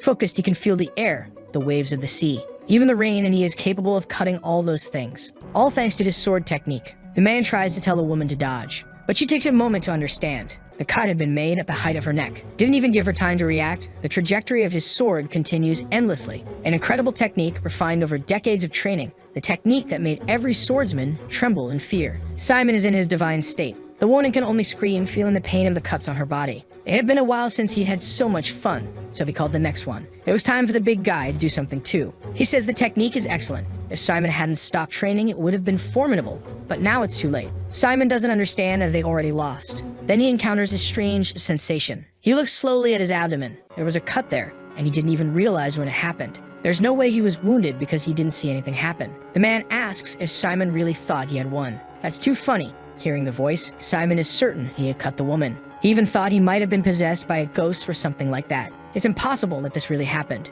Maybe he was just hallucinating there. But the pain he feels is real. Searching his memories, he remembered when the woman used a perfume. Maybe that was the hallucinogen used. If that's the case, he says it's pathetic, and he's prepared for it. His preparation is complete. If he can't see a ghost, he just needs to close his eyes. He had repeated that technique thousands of times. For someone at his level, vision is irrelevant. In front of his sword, he senses the presence of his attacker. Then he approaches him with his sword. Seeing it once more, it's clear that his skills are terrifying. The infamous disciple Simon. To think that he ended up like this. Simon swings his sword aimlessly, completely disoriented. The woman smiles at the scene because he can't even see her. Now she will show him why she's called the Phantom. As her name suggests, she's a phantom who carries a sword. In the capital, the day dawns with a clear sky. One of the siblings has a question for his friends. Yuna wants to know what happened, and he asks if love has always been this painful. He sent messages to the teacher but never got a response, and Yuna said he doesn't deserve one because he doesn't know how to communicate. However, she used to reply, and he showed the old part of their conversation. She sent him a picture yesterday, and since then, she hasn't responded. He asks Yuna what they should do in a situation like that, but quickly changes the subject, saying she's not a girl.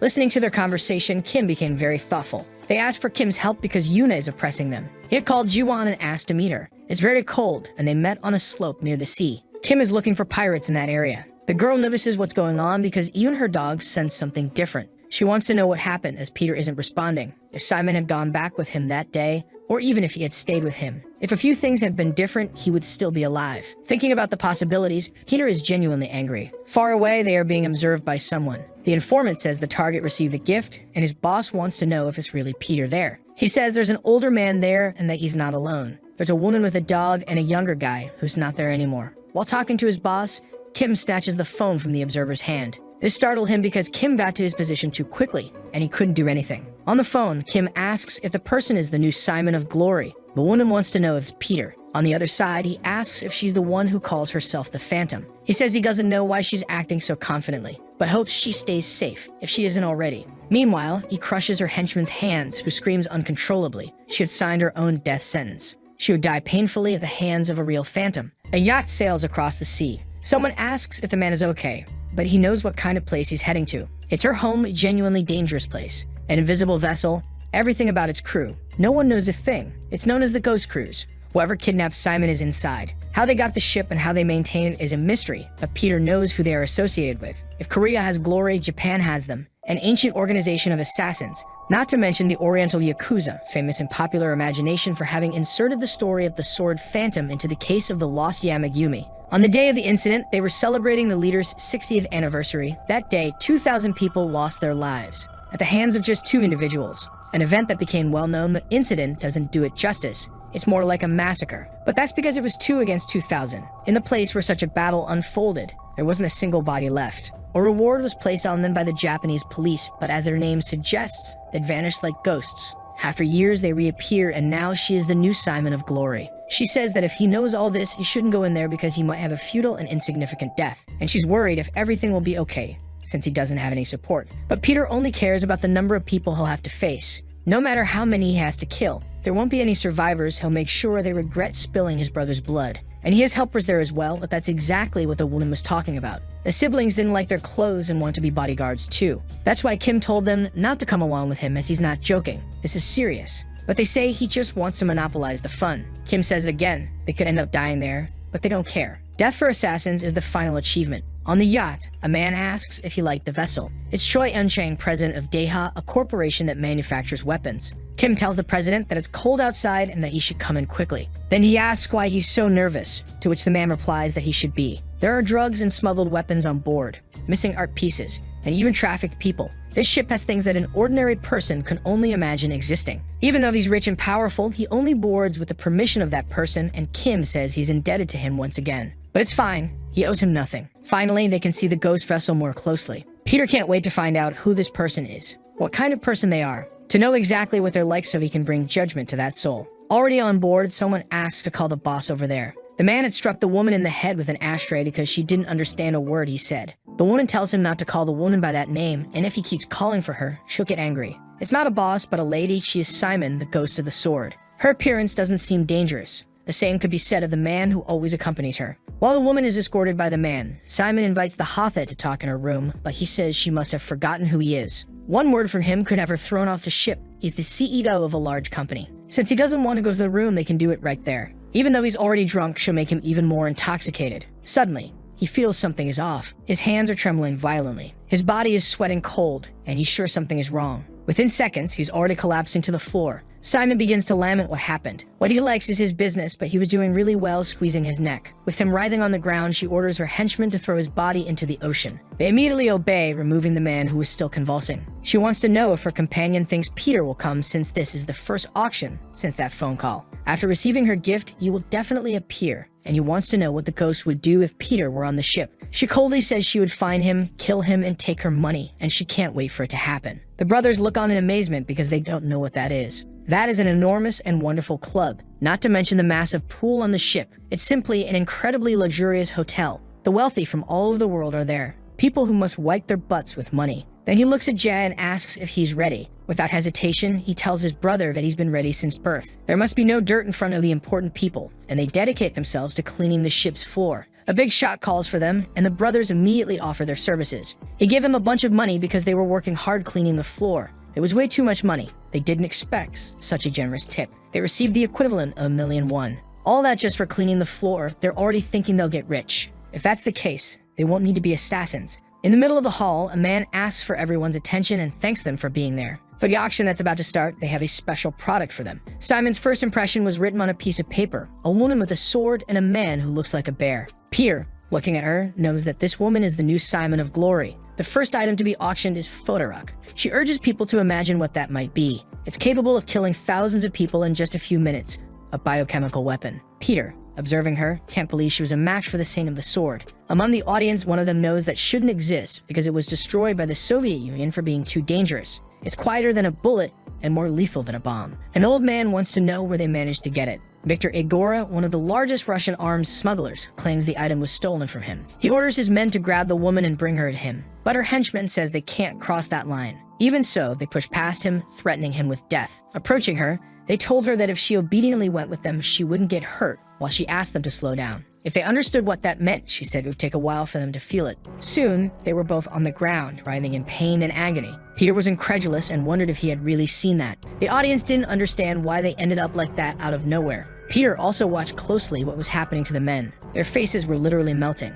The guy on the stairs had touched their faces. That must have been enough contact. Even with that unexpected turn, the event continued. The Phantom apologized for what just happened and resumed the auction. That item would indeed be auctioned the following day with a starting bid of 200 million. In fact, she didn't want to say this tonight, but she'll say it for all of them. There is one more special item to be auctioned, an item none of them would imagine to be there. The curious attendees wanted to know what it could be, but she asked them to quiet down a bit. All special items would be shown the following day. This left the buyers very interested, as there must be several intriguing items there. The only thing Peter can think about is where Simon might be on that ship. On stage, they watch as people leave. He wants to know if Peter was among those people, but the Phantom says they'll find out the next day. The company's president is hungry, perhaps just because he was nervous earlier, so he suggested they go to where dinner is being served. He also advised being very careful, especially around that woman. No matter who you are, you have to listen to what she says on this ship. Of all the people he knows, she's the most unstable person he's ever seen. Just as he was about to mention the man accompanying her, someone calls President Choi.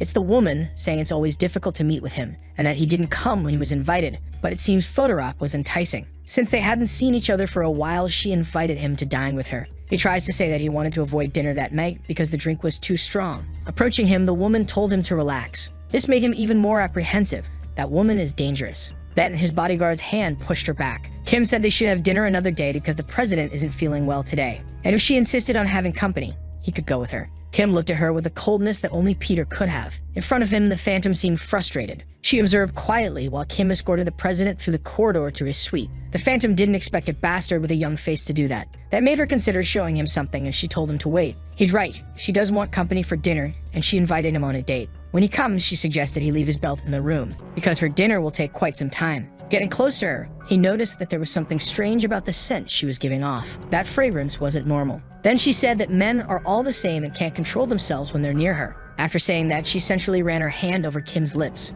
Then she asked if he didn't agree with her, but some people started calling for her now. It's the brothers, saying they are the new staff in charge of cleaning and will clean anything she asks them to. While Kim tries to regain his composure, the two argue for her attention. He's still deep in thought after getting close to her. Trying to avoid that distraction, she turned her attention back to Kim and said that he's a lucky guy after all. After that, she walked away, leaving the area. Kim doesn't know what just happened because he almost lost his senses. It happened too quickly. Looking at the brothers, he starts to think. Seeing that they're part of the cleaning crew, he seems to have put the pieces together about what's going on. The brothers are engaged in cleaning, hoping to receive hefty tips. The eunuch Spectre asks them to wash her feet, to which they promise they'll make them shine. In her suite, the Phantom is taking a bath while the young man stands guard. She asks if he's not curious to know how hot it will be, but he doesn't seem to understand what she's implying. Then she says she's heard about the event where 100 Brazilian assassins were killed, and even the disciple Nathaniel is no longer alive. That's Peter's ability, a 70-year-old man at death's door, while his opponent was a disciple in his prime. Given that, she has her doubts if it was really him, and the young man says that getting into this ship isn't as easy as entering a hospital. The chance of him getting in there without being noticed is non-existent. Maybe someone is impersonating him, so the question is their motives and why they want to destroy the organization. And to get close to them, she has a very effective method. This made the young man thoughtful. The ghost wants to know if that person is bothering him somehow. It's amusing because she doesn't even know if it's a man or a woman, but she wants to know why it bothers him and if he's jealous of her. Sighing deeply, he chooses his words and says he's not jealous of her. The ship continues on its unknown route, lively inside. Kim is dressed as a waiter, pushing a cart. At no moment does he forget his focus. He remembered a conversation he had with Simon, who said he was relieved. The person closest to the concept of family he has is Peter, and now he would be the first of them to die, the first to have a funeral portrait. Because of this, Simon asked Peter not to get hurt, because he's worried about the one closest to him. Then Peter tells his friend that he will not die. He'll fulfill what he promised him and recommended that Simon drink less and stay healthy. If it's that promise, he didn't expect him to still remember it, but Peter has a good memory.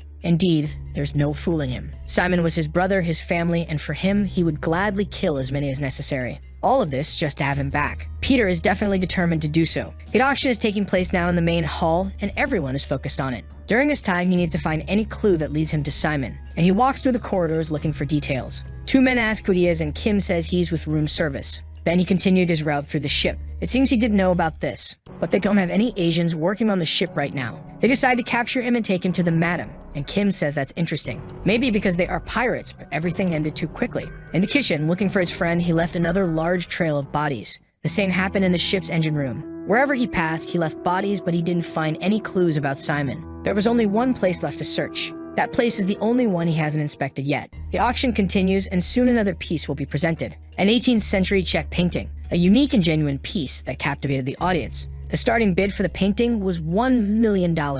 It didn't take long for its value to rise steeply. Reaching $1,300,000, the painting is apparently sold. With no further bids, the painting was sold. Now she's going to auction something everyone there desires. The last item of this auction day, her precious baby. The crown jewel of the day, something more valuable than any item presented so far. It can't even be compared to these things. An item more cherished, an art and rarer than biological weapons. And soon, they will see what it is. An item prepared for a special person among them, who will certainly recognize its value the moment they see it. The precious item of the day, the only one of its kind in the world. The former disciple, Simon the Sing of the Sword. In the past, he was called the strongest swordsman, known as the Sing of the Spinning Sword. People think that maybe he's just a corpse now, and she hopes to have provoked Peter enough, and wants to know if that makes his blood boil with rage, because she can only imagine that he must be furious, and will soon reveal himself to her. Because if he doesn't, she will simply hunt him down within the ship. There are only two types of expressions when people look at Simon that way. Either they are completely in shock at what they're seeing, or they have a peculiar look. Even the young man who accompanies her is scanning the crowd, because among those faces there must be one that stands out. One that will be easy to spot because it stands out. The ghost found what she was looking for, the face of someone filled with hatred. With that, the ghost achieved what she wanted. The young man asks if she found him, and indeed she did, but there's something strange. After finding him, she lost sight of him. However, she's certain he's there among them. In the middle of the people, she saw his expression of hatred. Not only that, but she sensed a murderous aura. She even thought she might be wrong about it, but that shouldn't be the case. From now on, it doesn't matter anymore. She wants to see if he's capable of making it through all this. The presentation is over, and the auction for Simon's dying body is about to begin. The starting bid is $10 million, and if Peter doesn't buy him, Simon will die right there. It's a delicate choice, and the lives of both of them are at stake. Peter knows that his friend has become bait to lure him out. Besides not having the money for the bid, if he participates in this, he'll draw too much attention. Not to mention that there are too many spectators for him to try to take Simon by force. The situation is utterly detestable. Peter doesn't know what he should do to save his friend's life. The Phantom says that a disciple's life used to be worth more than a weapon of mass destruction, and now nobody wants him. And for him, it's especially worse because he was abandoned by his own. Once more, she turns to the audience, asking if no one wants him. She even asked if they didn't want him because he was defective, missing an arm. If no one buys him, she'll throw him away. She'll count to 5 and then end his life right there. The countdown begins. Every second that passes feels like an eternity. Peter coldly thinks about what he should do. It seems there's no more hope for Simon. There's only 1 second left to prevent his death. In the middle of the crowd, someone places a bid of $20 million. It wasn't Peter who made this bid. It was the person who is supposedly his boss, the president of the Daha Group. The offer is serious, and he wishes to buy the disciple for that amount. Moreover, he will pay the amount in cash. This ended up complicating the Phantom's plans because she didn't expect this interference. Not to mention that he is very close to Glory's leader due to their weapons dealings. Seeing this, she seems to understand the situation. She asks if anyone else wants to place a bid, and Peter notices his boss's trembling hand. The Phantom did not like what happened. In the absence of other bids, he had won. She wants to know if he's hiding something from her now. Simon is bedridden and receiving care. He asks if this is the person Peter was looking for. Indeed, it is him, and Peter is worried about the president's safety, but he says he's always been involved with Glory. If it weren't that way, they couldn't have avoided the trap. Buying him made them suspects, and not buying would have meant Simon's death. It remains to be seen if that was what she intended from the start. With everything that happened, staying on the ship is dangerous, and leaving it will be risky. But Peter says he has a way to get out safely. He had already prepared something for a situation like this. Peter has an ace up his sleeve. Walking through the ship, he found who he was looking for. The brothers, wearing expensive clothes, want to know what their friend needs now, and he would like to know what happened to them over the past few days. They say Kim needs to make money, and if he stuck with them, he'd be rich. Kim asked if they weren't there to become legends like Peter. Hearing that, they realized they had a greater focus. And indeed, they got distracted because they made a lot of money from tips. Remembering the dreams they have, they ask Kim what he needs now. The situation is dangerous. The only ones who can solve it are them, who have cleaned the ship from top to bottom. He wants to know how much they cleaned it, and they say they cleaned the feet of everyone who is important. That's good, and it will become the fruit of their hard work. From now on, the two are assigned to carry out a special A-rank mission. Kim is in the room where Simon is. He looks at his friend, who seems feverish.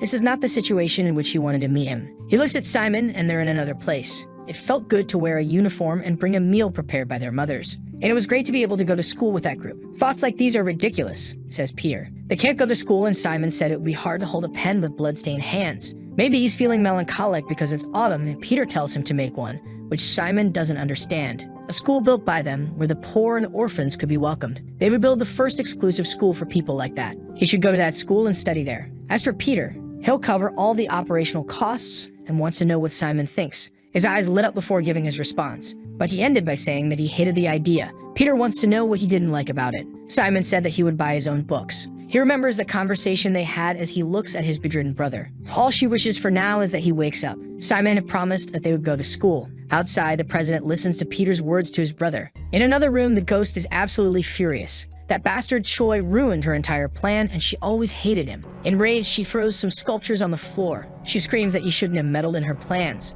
The young man tries to calm her down, saying she might get hurt, so the ghost suggests they simply kill him. Rip off his head and hang it somewhere for everyone on the ship to see. Like he is the head of the Daha group, and doing that without the Glory Leader's permission would be risky. Then the ghost asks him who is the master there on the ship, and you shouldn't forget that on this ship, she is the law. She then orders her henchmen to eliminate Choi as well as Simon, who was bought by him, because she's sure that after that, Peter will reveal himself. There's a knock at the door. Choi doesn't know who it is, but Kim says he had ordered dinner, so it must be room service. Since he's the one who ordered it, he goes to the door to get the dinner. He praised the young man's initiative, and even though he didn't know what was ordered, he was excited to have dinner. When he returned, there was only tea. He sent the steak back because it was too cold. Now Choi is sure that the woman hates him for doing that to his food. Skipping a few meals wouldn't be a problem for him, but he thinks the young man should eat because of his age, but Kim says he's fine. Serving the tea, he is sure that he'd be back before it gets cold. Then he heads outside and enters another room in the same corridor. That particular room is quite messy, and the mess consists of the bodies of the ghost's henchmen.